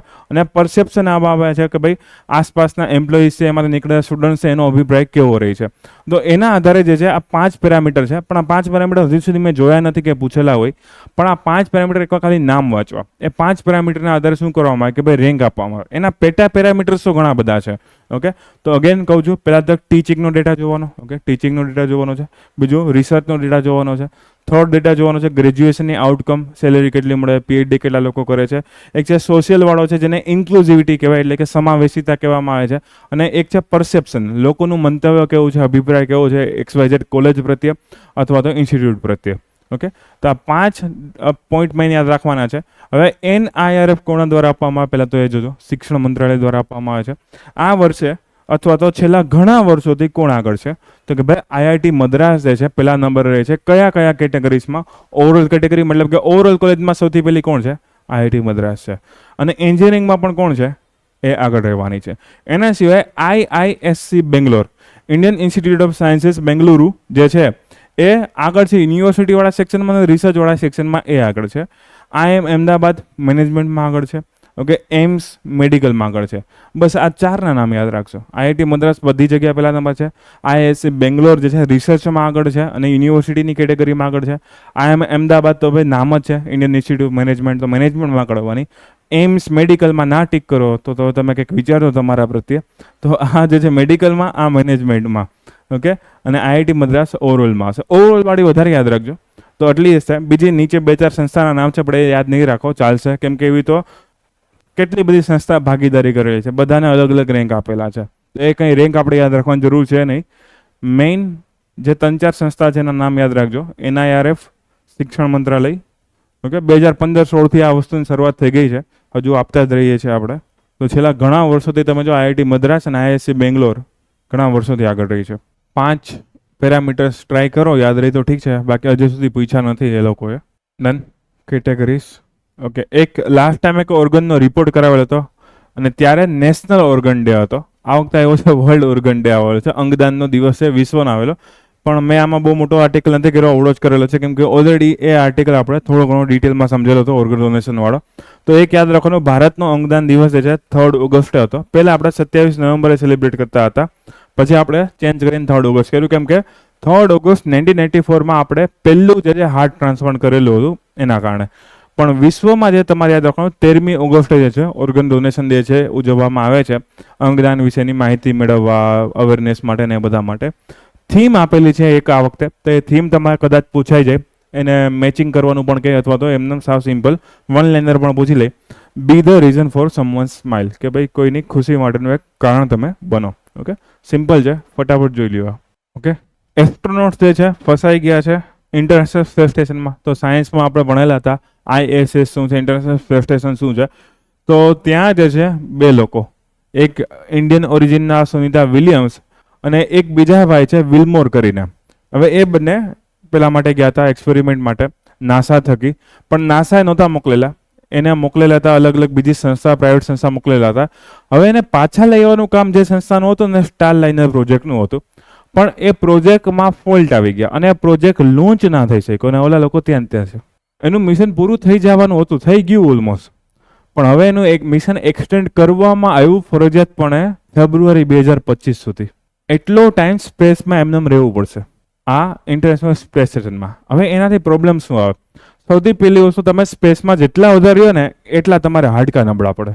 દર 1 મહિને 1% જેટલા હાડકા ઘસાઈ જાય, એની ડેન્સિટી એટલી ઓછી થઈ જાય. હવે તમે જો ઓલરેડી 6-7 મહિના રહેવાનું છે તો હાડકા નબળા પડશે ને આ લોકો ઘણી વાર ગયેલા પણ છે, તો પહેલેથી જ એવી અસર હોય. બીજી અસર એ તમને જોવા મળશે હાર્ટમાં, હૃદયમાં. હવે એ જગ્યાએ પ્રેશર સિસ્ટમ અલગ રીતે ફંક્શન કરતી હોય, જે રીતે અહીંયા ફંક્શન કરે. તો હૃદયમાંથી જે લોહીનું અવન જવન થતું હોય છે, ઓકે, આપણા શરીરમાં અલગ અલગ જે લોહી પહોંચતું હોય છે, એ આખી સિસ્ટમ જે થોડીક ધીમી પડી શકે. એના કારણે હૃદય જે છે એના શેપ એન્ડ સાઇઝમાં પણ ફેરફાર આવતા હોય છે. હૃદયના શેપ એન્ડ સાઇઝમાં ફેરફાર મતલબ કે તમને થશે કાર્ડિયોવાસ્ક્યુલર ડિસીઝીસ, એટલે કે હૃદયને લગતા રોગો જે છે, ફેફસાને લગતા રોગો છે, તમને થઈ શકે છે. એના સિવાય બીજા કોઈ પણ બ્લડને લગતા, મસલને લગતા જે મસલ છે આખા નંબ પડી જાય, એકદમ સૂન પડી જાય. તમે ઘણીવાર આમ બેઠા હોય તો હાથમાં ખાલી ચડી જાય, પગમાં ખાલી ચડી જાય, તો એકદમ નમ્બનેસ આવી જાય છે. ઓકે, તો એ મસલ્સમાં પણ પ્રોબ્લેમ આવી શકે છે. એના સિવાય જે છે કોઈ સાયકોલોજીકલ અથવા તો મેન્ટલ ડિઝીઝ પણ થઈ શકે છે. તો એના કારણે સ્પેસમાં ફસાઈ જાય તો બહુ મોટી સમસ્યા થાય. અને આના કારણે આખો પ્રશ્ન ઊભો થાય છે સ્પેસ ટુરિઝમ ઉપર. જો નાસા જેવી સંસ્થા મિશનનું મેનેજમેન્ટ એટલું સારી રીતે ના કરી શકતી હોય, જે ટોપ લેવલ ઉપર છે, તો બીજી પ્રાઇવેટ સંસ્થાને શું આનું મેનેજમેન્ટ કરવું જોઈએ, ના કરવું જોઈએ? અને ફ્યુચરમાં જો સ્પેસ ટુરિઝમ થશે તો ભાઈ જવાબદારી કોની? ચલો આ સાયન્ટિસ્ટ છે, એની કેપેસિટી થોડીક વધારે છે, બધું મેનેજમેન્ટ કરી લેશે. તમારા મારા જેવા લોકો ગયા હોય તો કે ભાઈ આપણે તો 4-5 દિવસ આવ્યા હતા, 5 મહિના રોકાઈ જવાનું, 6 મહિના રોકાઈ જવાનું. ઓકે, તો બહુ બધી સમસ્યા થાય છે. ફૂડ સપ્લાય પણ લિમિટેડ ટ્રાય કરે છે ફૂડ સપ્લાય પહોંચાડવાની ને બધી વસ્તુની. ઓકે, તો નાસાનો પ્રોજેક્ટ હતો, ISSમાં ગયા હતા 2 લોકો, ઓકે, વિલિયમ્સ એન્ડ વિલમોર. હવે જે બોઈંગ નામની કંપની છે, એ બોઈંગ નામની કંપની કંઈક લખેલું છે, એ બોઈંગ નામની કંપની જે છે એરોપ્લેન્સ બનાવે છે, પણ હવે એ લોકોએ સ્પેસ સાયન્સમાં આગળ વધવાની ટ્રાય કરે છે અને એનો પ્રોજેક્ટ છે સ્ટાર લાઇનર પ્રોજેક્ટ, જેમાં એ લોકો ગયા હતા ત્યારે જ ઘણી વોર્નિંગ આપવામાં આવેલી હતી, કેમ કે સ્ટાર્ટિંગમાં જ એ આખું સ્પેસ ક્રાફ્ટ હતું એમાં હિલિયમ નામના ગેસનું લીકેજ ચાલુ હતું. ધીમે ધીમે જેમ જેમ આગળ હોય બીજા લીકેજ પણ થવા માંડ્યા, પણ બસ ડેસ્ટિનેશન ઉપર પહોંચી ગઈ. ઓકે, સ્પેસ સ્ટેશન જે છે ત્યાં આખું અવકાશયાન પહોંચી ગયું હતું, સહી સલામત પહોંચી તો ગયા, પણ જે રિટર્ન લાવવાનું મિશન જે છે એ ફોલ્ટમાં આવી ગયું. તો એના કારણે રિટર્ન આવી શકે એમ નથી. હવે ફરી પાછા બોઈંગ વાળા કે અમને ડેટનું એક્સટેન્શન આપો, આમ આપો, અમે નવું સ્પેસક્રાફ્ટ બનાવી રહ્યા છે, આમ છે તેમ છે. અને નાસા વાળા એ પણ ટ્રાય કરે છે, પોતે પણ ટ્રાય કરે, અને અગેન સ્પેસ એક્સને પણ કીધું છે. સ્પેસ એક્સનું મિશન છે ક્રૂ ડ્રેગન નામનું. સ્પેસ એક્સ વાળાને પણ કીધું તમે ટ્રાય કરો, તમે પણ જે છે ઝડપથી લેવાની ટ્રાય કરી શકો. તો જાન્યુઆરી-ફેબ્રુઆરી સુધી કોઈ અપડેટ નહીં આવે. જાન્યુઆરી-ફેબ્રુઆરી સુધીમાં જે છે આપણે જોવાનું રહેશે કે એમાં કોઈ હેલ્થમાં ઇસ્યુઝ આવે છે, કોઈ પ્રોબ્લેમ, સિરિયસ પ્રોબ્લેમ આવે છે, ઇવન જીવે છે કે જીવી નથી શકતા એ પણ પ્રશ્ન રહેશે. તો બહુ ચર્ચાનો વિષય થઈ ગયો છે આ. તો સ્પેસ એક્સનું ક્રૂ ડ્રેગન યાદ રાખજો, સ્ટાર લાઇનર છે બોઈંગ વાળાનું પ્રોજેક્ટ છે, આખો નાસા વાળાનો પ્રોજેક્ટ છે. ઓકે, અને નાસાનું જે ડેમો 2 મિશન એમાં પરથી પણ એ લોકો રિટર્ન આવી શકે છે. પણ આ બધા મિશનને બનાવવા માટે, લોન્ચ કરવા માટે ટાઈમ લાગતો હોય છે. તો એ હવે જોવાનો છે એક્ઝેક્ટ ટાઈમ ક્યારે મળશે. અત્યારે એવી એક્સપેક્ટેશન છે કે ફેબ્રુઆરી 2025. પણ ત્યાં સુધીમાં મેં તમને કીધું એવી મેડિકલ કે ફિઝિકલ કે મેન્ટલ પ્રોબ્લેમ જે છે એ આવી શકે છે. ખાસ ધ્યાન રાખવાનું છે આ. તો એસ્ટ્રોનોટ જે છે ISSમાં ફસાઈ ગયા છે. આ રહ્યું બોઈંગ જે છે, સ્પેસએક્સ, નાસા, 3 સંસ્થા છે. ત્રણેયના અલગ અલગ પ્રોજેક્ટ ને બધું છે. હિલિયમની લીક થઈ છે, હાડકામાં ઇસ્યુ આવી શકે છે. ઓકે, ગ્રેવિટેશનલ ફોર્સ ના હોય તો હૃદયની સપ્લાઈસમાં પણ જે છે પ્રોબ્લેમ આવી શકે છે. કાર્ડિયોવાસ્ક્યુલર ફેરફારો, માનસિક રોગો પણ થાય, મસલના રોગો પણ થાય, ઘણી બધી વસ્તુ થઈ શકે છે સ્પેસમાં લાંબો સમય રહીએ તો. જેટલો સમય આપેલો હતો એટલો રહ્યા તો બહુ વાંધો ના આવત. તો સાયન્સનો આર્ટિકલ છે, જોતા જાઓ. ISS એટલે ઇન્ટરનેશનલ સ્પેસ સ્ટેશન. કેટલા કિલોમીટર હોય? 400-420 ની આજુબાજુ હોય છે. એ ઓર્બિટને કઈ ઓર્બિટ કહેવાય? MEO, GEO, GSO, LEO. તો ઓપ્શન આપેલો છે, એમાં આપેલ પૈકી એક પણ નહીં આપેલો છે, ધ્યાન રાખજો. ડન. નેક્સ્ટ એક રિપોર્ટ છે, મહિલા અને પુરુષો 2023 ભારત. ઓકે, આ રિપોર્ટ આપવામાં આવ્યો છે સ્ટેટિસ્ટિક્સ મંત્રાલય જે છે આપણો, અથવા તો આંકડા અને કાર્યક્રમ મંત્રાલય છે એના દ્વારા. તો તમને ખબર છે કે આપણે સેન્સસ, વસ્તી ગણતરી હજી સુધી થઈ નથી, પણ આ સંસ્થાનો રિપોર્ટ આપણને કામમાં આવશે. એ સંસ્થાએ અલગ અલગ ડેટાને કમ્પેર કર્યા છે 2011ના 2036ની એક્સપેક્ટેશન સાથેના. આર્યા 2036 સાથેની. તો એક આઈડિયા આવે કે ભાઈ મહિલા પુરુષનું પ્રમાણ કેટલું રહેશે, જાતિ પ્રમાણમાં શું ફેરફાર પડશે, અને બીજા અલગ અલગ વસ્તીને લગતા ડેટા આપેલા છે. તો ટ્રાય કરીએ, જોઈએ. બીજી સૌથી પહેલી વસ્તુ તો એ જોવાની કયું મંત્રાલય, કયો report. Okay, woman and man in India લખેલું અથવા તો મહિલા પુરુષો 2023 એવું લખેલું હોય. એ રિપોર્ટ બહાર પાડવામાં આવેલો છે આંકડા મંત્રાલય દ્વારા, મિનિસ્ટ્રી ઓફ સ્ટેટિસ્ટિક્સ દ્વારા જે છે બહાર પાડવામાં આવેલો છે. તો પહેલા તો 2 MCQ આથી છે, મંત્રાલયનું નામ, રિપોર્ટનું નામ. પછી લખેલું છે કે ભાઈ એ મેઇન કામકાજ શું કરે, તો કે ભાઈ આ વસ્તીનો ડેટા, એજ્યુકેશનનો ડેટા, લિટરસી રેટનો ડેટા, એજ સ્ટ્રક્ચરનો ડેટા, ઓકે, ઉંમર મુજબ જે છે કેટલી વસ્તી વધી ઘટી, એ બધો ડેટા જે છે આપી રહ્યું છે. એના સિવાય એક મેઇન વસ્તુ એ કીધી કે ભાઈ 2036માં ભારતની વસ્તી 150 પાર થઈ જશે. ઓકે, 152 કરોડ થઈ જવાની છે 2036 સુધીમાં.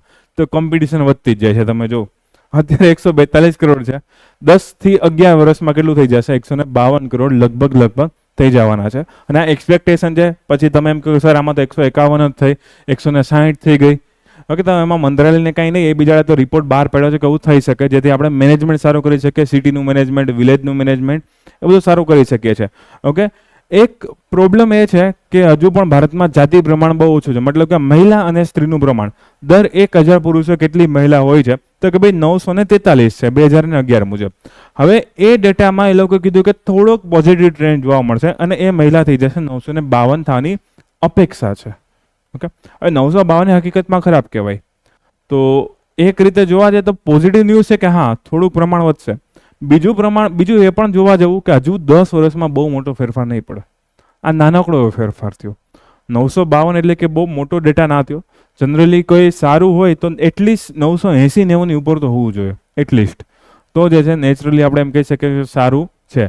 અને આના કારણે તમને એક આઈડિયા આવે કે ભારતમાં ઘણા એવા પ્રશ્ન હશે, જેમ કે સન પ્રેફરન્સ જોવા મળશે, પિતૃસત્તાત્મક સમાજ જોવા મળશે, મહિલા પ્રત્યે અણગમો તમને જોવા મળશે, દૂધ પીતીની બદલે નવો રિવાજ આવી ગયો છે અને એબોર્શન કહેવામાં આવે છે. થઈ ગયું ને? દૂધ પીતીમાં એટલે બાળકી પેદા થતી પછી મારતા હતા, હવે પેદા થાય છે એની પહેલા જ મારી નાખે છે. તો સોનોગ્રાફી જેવી સિસ્ટમ છે, એબોર્શન જેવી સિસ્ટમ છે, એ બહુ વધતી જાય છે. અને આપણને એમ થાય કે સમાજે પ્રોગ્રેસ કરી, હવે દૂધ પીતી નથી થતી, સતી પ્રથા નથી થતી, આવા જ નથી દેતા. ઓકે, તો બહુ ખરાબ વસ્તુ છે. હું ભલે તમને લાઇટલી કહું છું, બટ આ બહુ ખરાબ વસ્તુ જે છે તમને જોવા મળે છે. એના સિવાય એવું જોવા મળ્યું કે ભાઈ પેલી વસ્તીના ટકાવારીમાં ડેટા કિલો 48.5 નું 48.8. તો જો બહુ કંઈ ફેરફાર નથી પડ્યો. 49.5 આસપાસ જાય ત્યારે આપણે એમ કહેવાનું કે સારું થોડું ઘણું થયું છે. ઓકે, ત્યાં સુધી આ ખરાબ ડેટા માનવામાં આવશે. બીજું, યુવાનો અથવા તો ટીનેજર્સની સંખ્યા ફ્યુચરમાં ઓછી થશે. કેમ કે હવે જેમ જેમ આપણે ફ્યુચરમાં આગળ વધીએ છીએ, આ તમે જો એક પિરામિડ આપે, આ પિરામિડ સમજવા થોડાક અઘરા છે. ક્યાં વાગે છે? આવા પિરામિડ જે છે એ સમજવા થોડાક અઘરા છે. એક સેકન્ડ. હા, તો આ પિરામિડમાં મેનલી શું હોય કે ભાઈ નીચેની સાઈડ જે છે યુવાનોની વસ્તી હોય, નવા બાળકોની વસ્તી હોય, અને જેમ જેમ ઉપર જાવ એમ તમને વૃદ્ધોની વસ્તી જોવા મળે. જો અહીંયા 80+ લખેલું છે, 0 થી 4 લખેલું છે. એનો મતલબ કે ઇન્ડિયામાં 2011માં એક નોર્મલ વસ્તુ હતું કે ભાઈ યુવાનો બહુ વધારે છે. દેખાય છે? આખા યુવાનો વધારે. જેમ જેમ ઉપર જેમ વસ્તી ઘટી જાય, 50 ઉપર તો ઘણી વસ્તી ઓછી થતી જાય છે, 50-55 ઉપર. પણ ફ્યુચરમાં 2036માં શું થવાનું છે? તો કે ભાઈ અલગ વસ્તુ થવાની છે. સૌથી મોટો બેઝ અહીંયા છે. 30 થી લઈને 55 ની વચ્ચેનો દેખાય છે. આ સૌથી મોટો બેસ છે, મતલબ કે 30 વર્ષથી ઓછી સંખ્યા કેવી થઈ છે, ઘટી રહી છે ધીમે ધીમે. તો ફ્યુચરમાં યુવાનો ઓછા થશે અને એની બદલે વૃદ્ધો વધી રહ્યા. જો ઉપર એક કે બે જ ફોટોસ કે ઇમેજ દોરેલી છે અને ધીમે ધીમે વધી રહ્યા છે. અને એના કારણે વૃદ્ધોનું મેનેજમેન્ટ કરવું, એને કેર સુવિધા આપવી, હેલ્થની સુવિધા આપવી એ અઘરું પડશે. પ્લસ વૃદ્ધો હશે તો રિટાયરમેન્ટ થશે તો ઇકોનોમીમાં પાર્ટિસિપેટ નહીં કરે. પણ હા, ઇકોનોમીમાંથી જે લાભ મળે છે એ જોશે, સોશિયલ સિક્યુરિટી જોશે. એના કારણે ભારતમાં ઇકોનોમિક મેનેજમેન્ટ કરવું પણ ફ્યુચરમાં અઘરું પડશે. કામ કરતા લોકો ઘટી રહ્યા છે અને નિર્ભર લોકો વધી રહ્યા છે, જેના પર નિર્ભર હોય એ. તો એ એક ચિંતાનો વિષય બની શકે છે ભારત માટે પણ અત્યારથી જો મેનેજમેન્ટ કરશું તો આવનાર 10, 15, 20 વર્ષમાં આવી કોઈ પ્રોબ્લેમ આવશે નહીં. એટલે જ કહે છે પેલી બધું પેન્શન સુવિધા, તમને ખબર પેલી પેન્શન સ્કીમ પણ આવેલી છે, આવશે એટલે હું તમને ફરી પાછી કહી દઈશ. એના સિવાય છે MMR ratio, IMR ratio. MMR એટલે કે ભાઈ માતૃત્વ મૃત્યુ દર. ડિલિવરી દરમિયાન જે માતાનું મૃત્યુ થતું તેને MMR કહેવામાં આવે, માતૃત્વ મૃત્યુ દર કહેવામાં આવે. જો બાળકનું મૃત્યુ થાય તો એને IMR કહેવામાં આવશે, ઇન્ફન્ટ મોર્ટાલિટી રેટ કહેવામાં આવશે. Okay, IMR. અને જો કદાચ બાળક 5 વર્ષનું થાય ને પહેલાં મરી જાય તો એને ચાઇલ્ડ મોર્ટાલિટી રેશિયો કહેવામાં આવશે, એને બાળ મૃત્યુ દર કહેવામાં આવશે. બંને બાળ મૃત્યુ દર 1 વર્ષવાળો પણ હોય, 5 વર્ષ પણ હોય. પણ એક પોઝિટિવ ડેટા એ છે, આપણે MMR રેશિયો ધીમે ધીમે ઘટી ગયો છે. આપણું લક્ષ્ય હતું 100 કરતાં ઘટાડવાનું, જેને આપણે ઘટાડીને 97 કરી નાખ્યું છે. પણ ફ્યુચરમાં એટલે કે 2030 સુધીમાં કેટલું કરવાનું છે, 70 કરવાનું છે. પ્રતિ 1 લાખે અહીં લખેલું છે, પ્રતિ 1 લાખ જેટલા જન્મો આપવામાં આવે તો કેટલી માતાઓના મૃત્યુ થાય છે. તો પહેલાં આપણે બહુ ખરાબ ડેટા હતો, પણ હવે આપણે એનો ડેટા યાદ રાખવાનો 97 છે, જેને ઘટાડીને આપણે કેટલો ટાર્ગેટ કરવાનો છે, 70 જેટલો ટાર્ગેટ કરવાનો છે. ઓકે, ફ્યુચરમાં યુવાનો ઘટશે પણ વૃદ્ધોની સંખ્યામાં જે છે એ વધારો થવાનો છે. તો ત્યાં જાઓ. બીજો એક ડેટા એ પણ આપેલો છે આમાં, આ રિપોર્ટમાં આખામાં. DPIIT, department of promotion of industries innovation એ આખું એક ડિપાર્ટમેન્ટ છે. તો એમાં એક ડેટા આપવામાં આવ્યો કે 2018થી અત્યાર સુધીમાં કેટલા સ્ટાર્ટઅપ ચાલુ થયા. તો સ્ટાર્ટઅપ ચાલુ થયા એમાં એવું જોવા મળ્યું કે 48% હિસ્સો વુમનનો છે, મતલબ કે વુમન ઇકોનોમીમાં આગળ આવી રહી છે. એ ડેટા યાદ રાખજો. સ્ટાર્ટઅપ્સમાં એનો ડેટા સારો હોય છે, કંઈક 1 લાખ ઉપર સ્ટાર્ટઅપ ચાલુ થયા અને 48,000 કે એની અરાઉન્ડ જે છે મહિલા સ્ટાર્ટઅપ તમને જોવા મળે છે. એ સ્લાઇડ લગભગ આમાં કટ થઈ ગઈ છે. કે નેક્સ્ટ સ્લાઇડ. નેક્સ્ટ, આને પોપ્યુલેશન પિરામિડ કહેવામાં આવે છે. સોશિયલ જિયોગ્રાફીમાં આવે એવા અલગ અલગ પિરામિડ. માલદીવ્સ આપણને જવાની મનાઈ છે, પણ એસ જયશંકર જે છે એ વિઝિટ કરવા ગયા. તો એક પોઝિટિવ ટ્રેન્ડ કહેવાય. શું કામે? કેમ કે વચ્ચે સંબંધ બહુ બગડી ગયા હતા, તમને ખબર છે. નરેન્દ્ર મોદી લક્ષદ્વીપ ગયા હતા, ફોટો મૂક્યો તો ખુરશી ઉપર બેસીને, અચાનક માલદીવની ઇકોનોમી બરબાદ થઈ ગઈ. આ તમે જોયું હશે કે ભાઈ માલદીવ્સ વાળાએ એક કેમ્પેન કર્યો હતો, તેનું નામ હતું ઇન્ડિયા આઉટ કેમ્પેન. આ શબ્દ પણ યાદ રાખો, કદાચ પૂછાય, એ મેં લખેલો નથી. આ ઇન્ડિયા આઉટ કેમ્પેનમાં એવું કર્યું હતું કે ભાઈ ઇન્ડિયન મિલિટરી અહીંયા અમુક કામકાજ માટે, સિક્યુરિટી માટે માલદીવ્સમાં હતી. પણ હવે જે નવા પ્રેસિડેન્ટ આવેલા છે, તમને દેખાય છે આમાં ફોટોમાં, મુઇઝુ કરીને. આ પ્રેસિડેન્ટ મુઇઝુ જે છે એ પ્રો ચાઇના અપ્રોચ ધરાવતા હતા, એટલે એણે જે ઇલેક્શન જીતા હતા એ ઇલેક્શનમાં પણ એણે આ ડાયલોગનો ઉપયોગ કર્યો, ઇન્ડિયા આઉટ કેમ્પેન. ભારતની મિલિટરીને માલદીવ્સમાંથી દૂર કરશે ને એ બધું એણે કર્યું. અને આપણે આપણી મિલિટરી હટાવવાની પ્રોસેસ ચાલુ કરી દીધી છે. છેલ્લા 3-4 મહિના થયા હવે એ લોકોની ઇકોનોમીમાં પ્રોબ્લેમ આવ્યા અને એને આઈડિયા આવ્યો કે ના, હવે સંબંધ સુધારવાની જરૂર છે. તમને ખબર, નવી જે ટર્મ ચાલુ થઈ છે એમાં જે સેરેમની હતી એમાં પણ પહેલા ભાઈ આવેલા હતા, પ્રેસિડેન્ટ મુઇઝુ આવેલા હતા. તો હવે સંબંધો સુધારવા માટે આપણા external affair minister S Jaishankar છે, એણે માલદીવ્સની વિઝિટ કરી અને અલગ અલગ જે પ્રોગ્રામ ચાલુ હતા, બંધ હતા, નવા સ્ટાર્ટ કર્યા, એવા પ્રોગ્રામ જે છે તમારે અમુક યાદ રાખવા પડશે. સૌથી પહેલાં તો એ લોકોને આપણે ગટરને પાણીની સુવિધા આપશું. તો ઇમેજિન કરો, જે વસ્તુ છે નહીં આપણે તો આપવી પડશે, મતલબ કે નહીં હોય ને. તો પાણીની ગટરની સુવિધા માટેનો પ્રોજેક્ટ જે સ્ટાર્ટ કર્યો છે, એના માટેની લાઇન ઓફ ક્રેડિટ આપેલી છે. એના સિવાય છે એના સિવિલ સર્વન્ટને આપણે ટ્રેનિંગ આપશું, 1000 જેટલા સિવિલ સર્વન્ટને. તો એક તો એ વસ્તુ તમારે યાદ રાખવાની છે.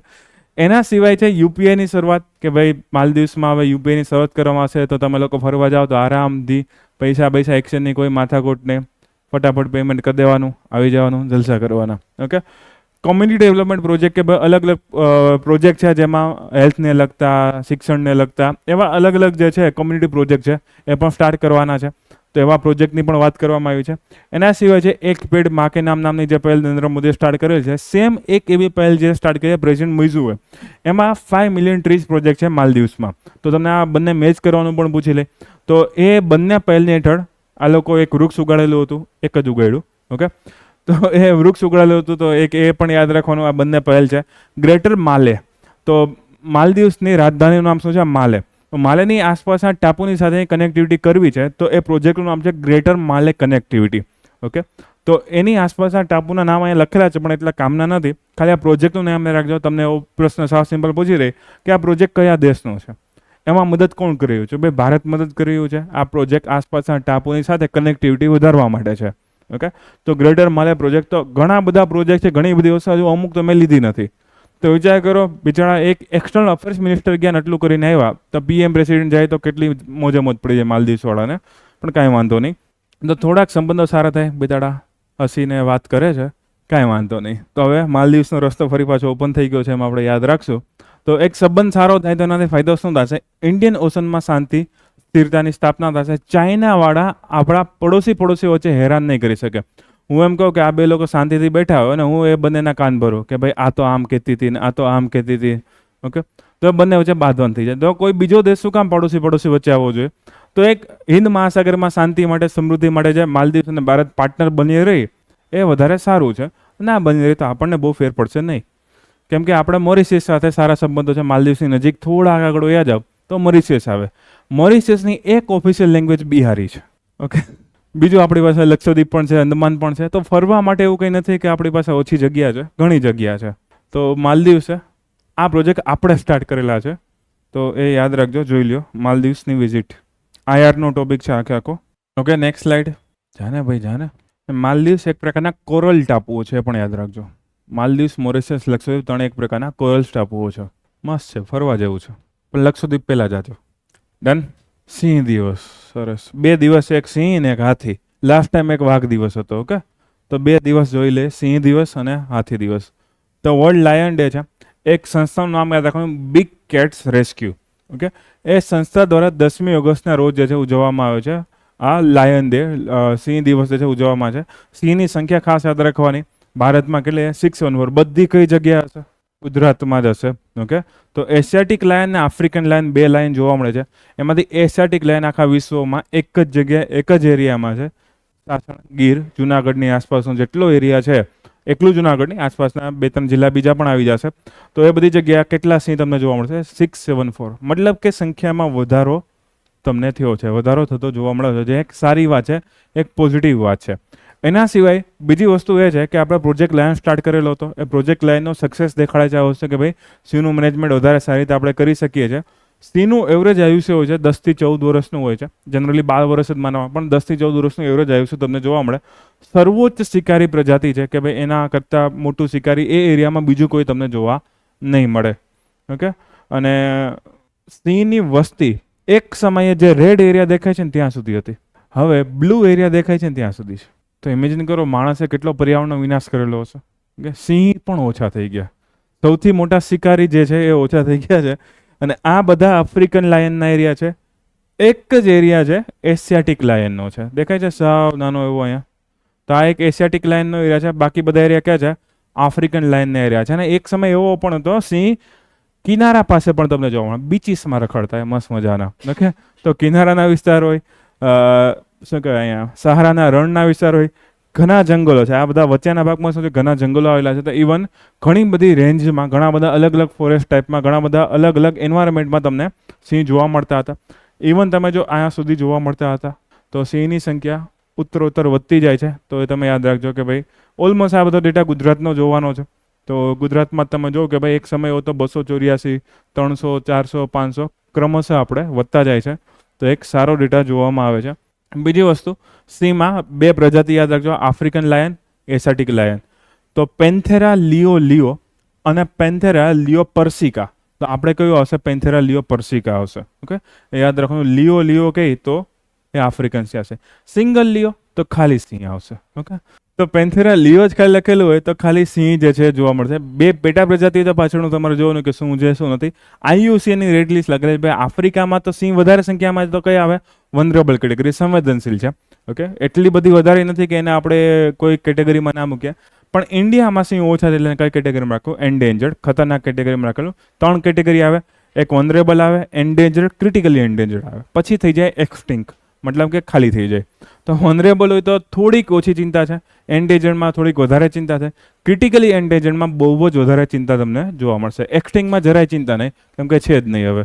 ઓકે, અને ઓછી ચિંતા કરવી તો વનરેબલની પણ નીચે વહી જાઓ તો near threatened, data deficient, least concern એવી અલગ અલગ કેટેગરી આવે છે. પણ આ બંનેમાંથી એશિયાટિક લાઇન એન્ડેન્જર્ડમાં છે, તમારે યાદ રાખવાનું છે. મેઇન આપણે ક્યાં દેખાય છે તો તમને બધાને આઈડિયા હશે, ઘણા જોયેલા પણ હશે. ઓકે, એલિફન્ટ ડે, હાથી દિવસ. હાથી દિવસ જે છે એ પણ તમે જો કે 12 ઓગસ્ટે નજીક જ આ બધા દિવસ આવે છે. 29 જુલાઈ હમણાં પેલો વાઘ દિવસ ગયો. કેટલા બધા દિવસ આવતા જ જાય છે, કાંઈ વાંધો નહીં. આ વખતે એક થીમ રાખવામાં આવી છે. એ થીમ એવી રાખવામાં આવે છે, પર્સોનિફાઈંગ પ્રી હિસ્ટોરિક બ્યુટી. પ્રી હિસ્ટોરિકનો મતલબ થાય કે ઐતિહાસિક, પ્રાગ ઐતિહાસિક, જૂના સમયથી જે છે હાથી જોવા મળે.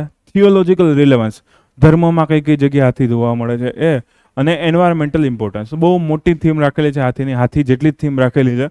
ઓકે, તો એમાં પણ હાથીને અલગ અલગ વેરાયટીઝ તમને જોવા મળશે. એશિયાટિક હાથી જોવા મળશે, આફ્રિકન હાથી જોવા મળશે. આફ્રિકનના પાછા પેટા ભાગ પણ પડશે, ફોરેસ્ટમાં રહેતા એવા અને ઘાસમાં રહેતા એવા. ઓકે, તો અલગ અલગ ભાગ તમને જોવા મળે. એશિયાટિક હાથીના દાંત તમે જો ઘણા નાના દેખાય છે, આફ્રિકન હાથીના દાંત જો તમને ઘણા મોટા જોવા મળે, જેને ટસ્ક કહેવામાં આવે છે. જે આગળનો જે ભાગ હોય એને ટસ્ક. અને જે ટસ્કર્સ હોય છે એ લોકો આ દાંતની ચોરી કરતા રહેતા હોય છે. હાથી દંત હોય છે એની, તમે જો કે આફ્રિકન લાયનમાં એ ભાગ ઘણો મોટો તમને જોવા મળે છે.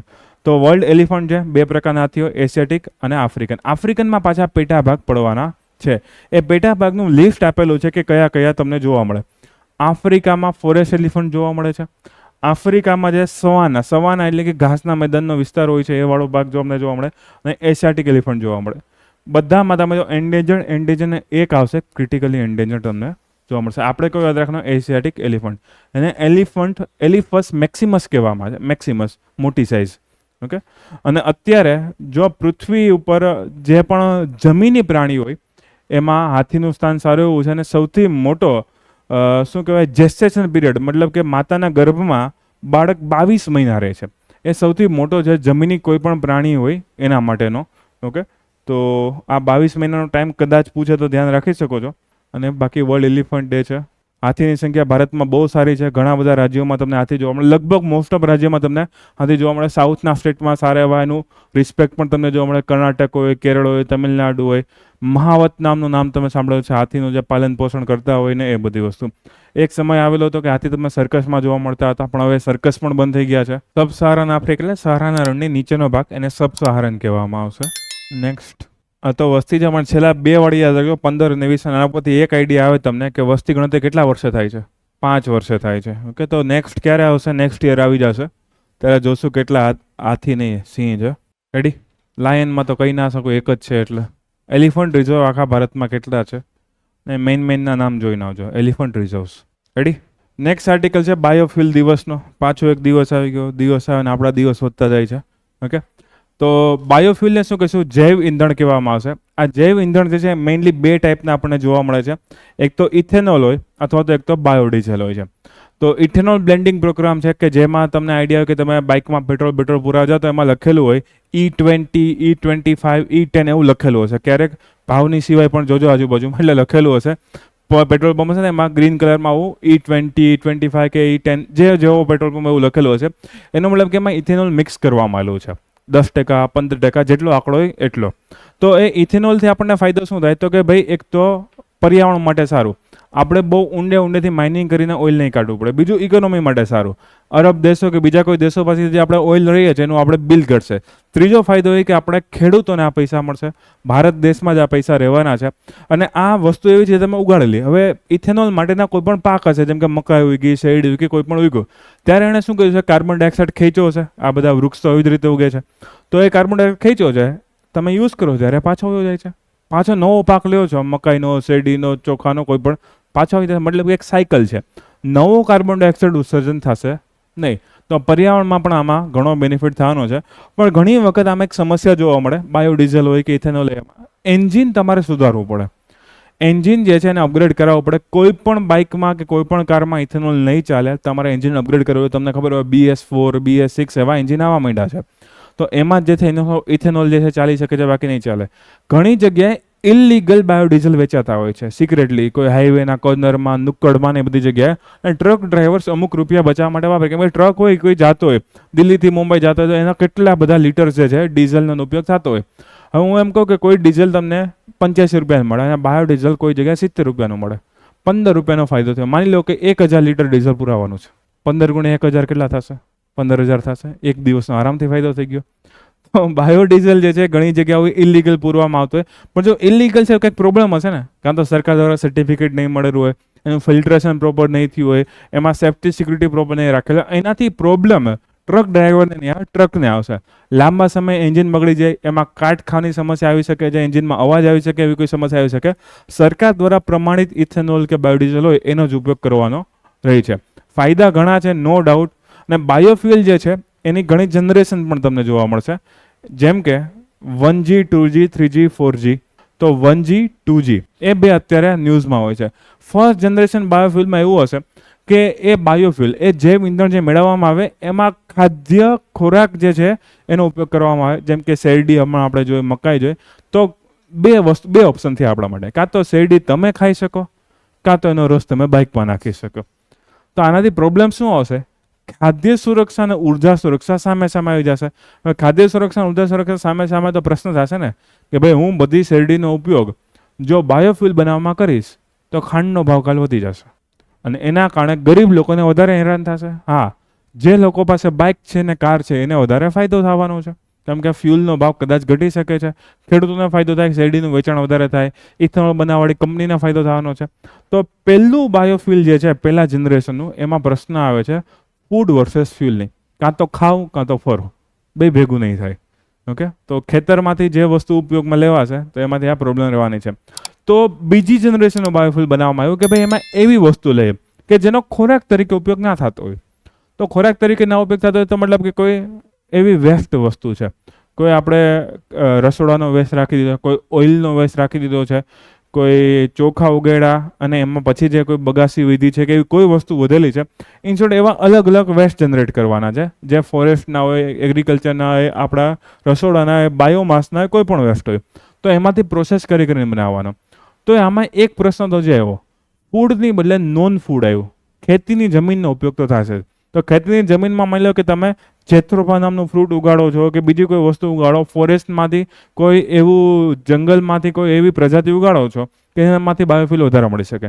તો તમે જમીનનો ઉપયોગ ઘઉં ચોખ્ખો કરવાને બદલે શેના માટે કર્યો? આવી વસ્તુ ઉગાડવા માટે કર્યો. તો એના કારણે ફરી પાછો પ્રશ્ન આવશે. તો આમાં ફાર્મ વર્સેસ ફ્યુલ થઈ ગયું છે. ખેતીનો ઉપયોગ તો થાય, જમીનનો ઉપયોગ તો થાય. તો હવે થર્ડ અને ફોર્થ જનરેશનમાં રિસર્ચ ચાલુ છે. ઓકે, અત્યારે સેકન્ડ સુધી આપણે પહોંચેલા છીએ.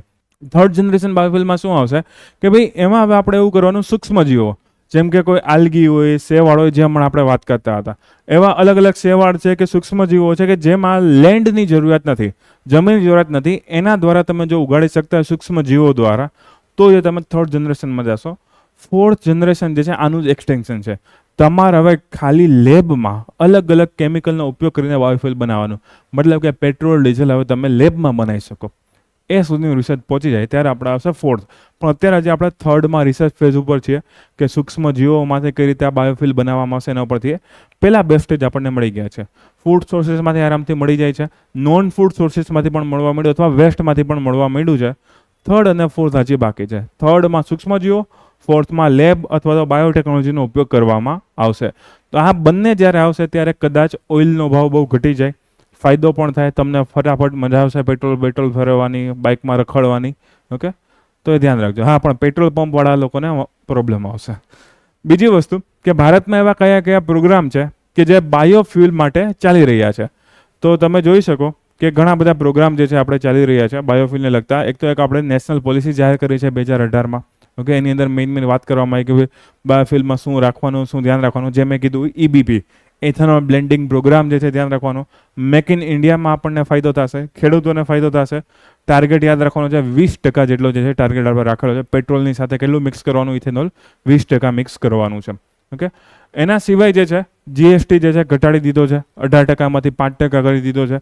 તો એ કે સારી વસ્તુ કહેવાય. G1 નહીં, G1 યોજના, પ્રધાનમંત્રી જીવન યોજનામાં જે છે આ મેઇન અલગ અલગ પ્રકારની જે વસ્તુ જેમાંથી આપણે બાયોફ્યુલ બને છે એનું પ્રોડક્શન કઈ રીતે વધારી શકાય, ખેડૂતોને ફાયદો કેમ થાય, નાના લેવલની ઇન્ડસ્ટ્રી જે વિલેજમાં હોય કે ડિસ્ટ્રિક્ટમાં આવેલી હોય એવી ઇન્ડસ્ટ્રી કેમ આગળ વધારી શકાય, તો એ છે એનો સમયગાળો પહેલાં 5નો હતો, પછી જે છે 2028-29 સુધીનો કરી નાખ્યો છે. ઓકે, ગોબર યોજના છે, ગોબર ધન યોજના થોડીક જૂની યોજના છે, 2-3 વાર જીપીએસસીમાં પૂછાઈ ગઈ છે. એમાં મેઇન વસ્તુ કરવાનું છે બાયો એગ્રો રિસોર્સિસ, એનું પ્રોસેસિંગ કઈ રીતે કરી શકીએ છીએ.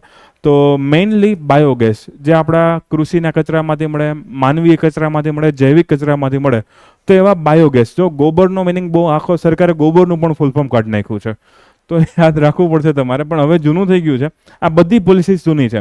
શક્યતા ઓછી કે આ બધી પોલિસીસ તમને પૂછે, પણ કદાચ તમને ઓપ્શનમાં કહે કે ભારતમાં ઇથેનોલ માટેના કયા પ્રોગ્રામ ચાલે છે, બાયોડીઝલ માટેના કયા પ્રોગ્રામ ચાલે, તો એમાંથી એટલીસ્ટ તમે ટીક કરી શકો.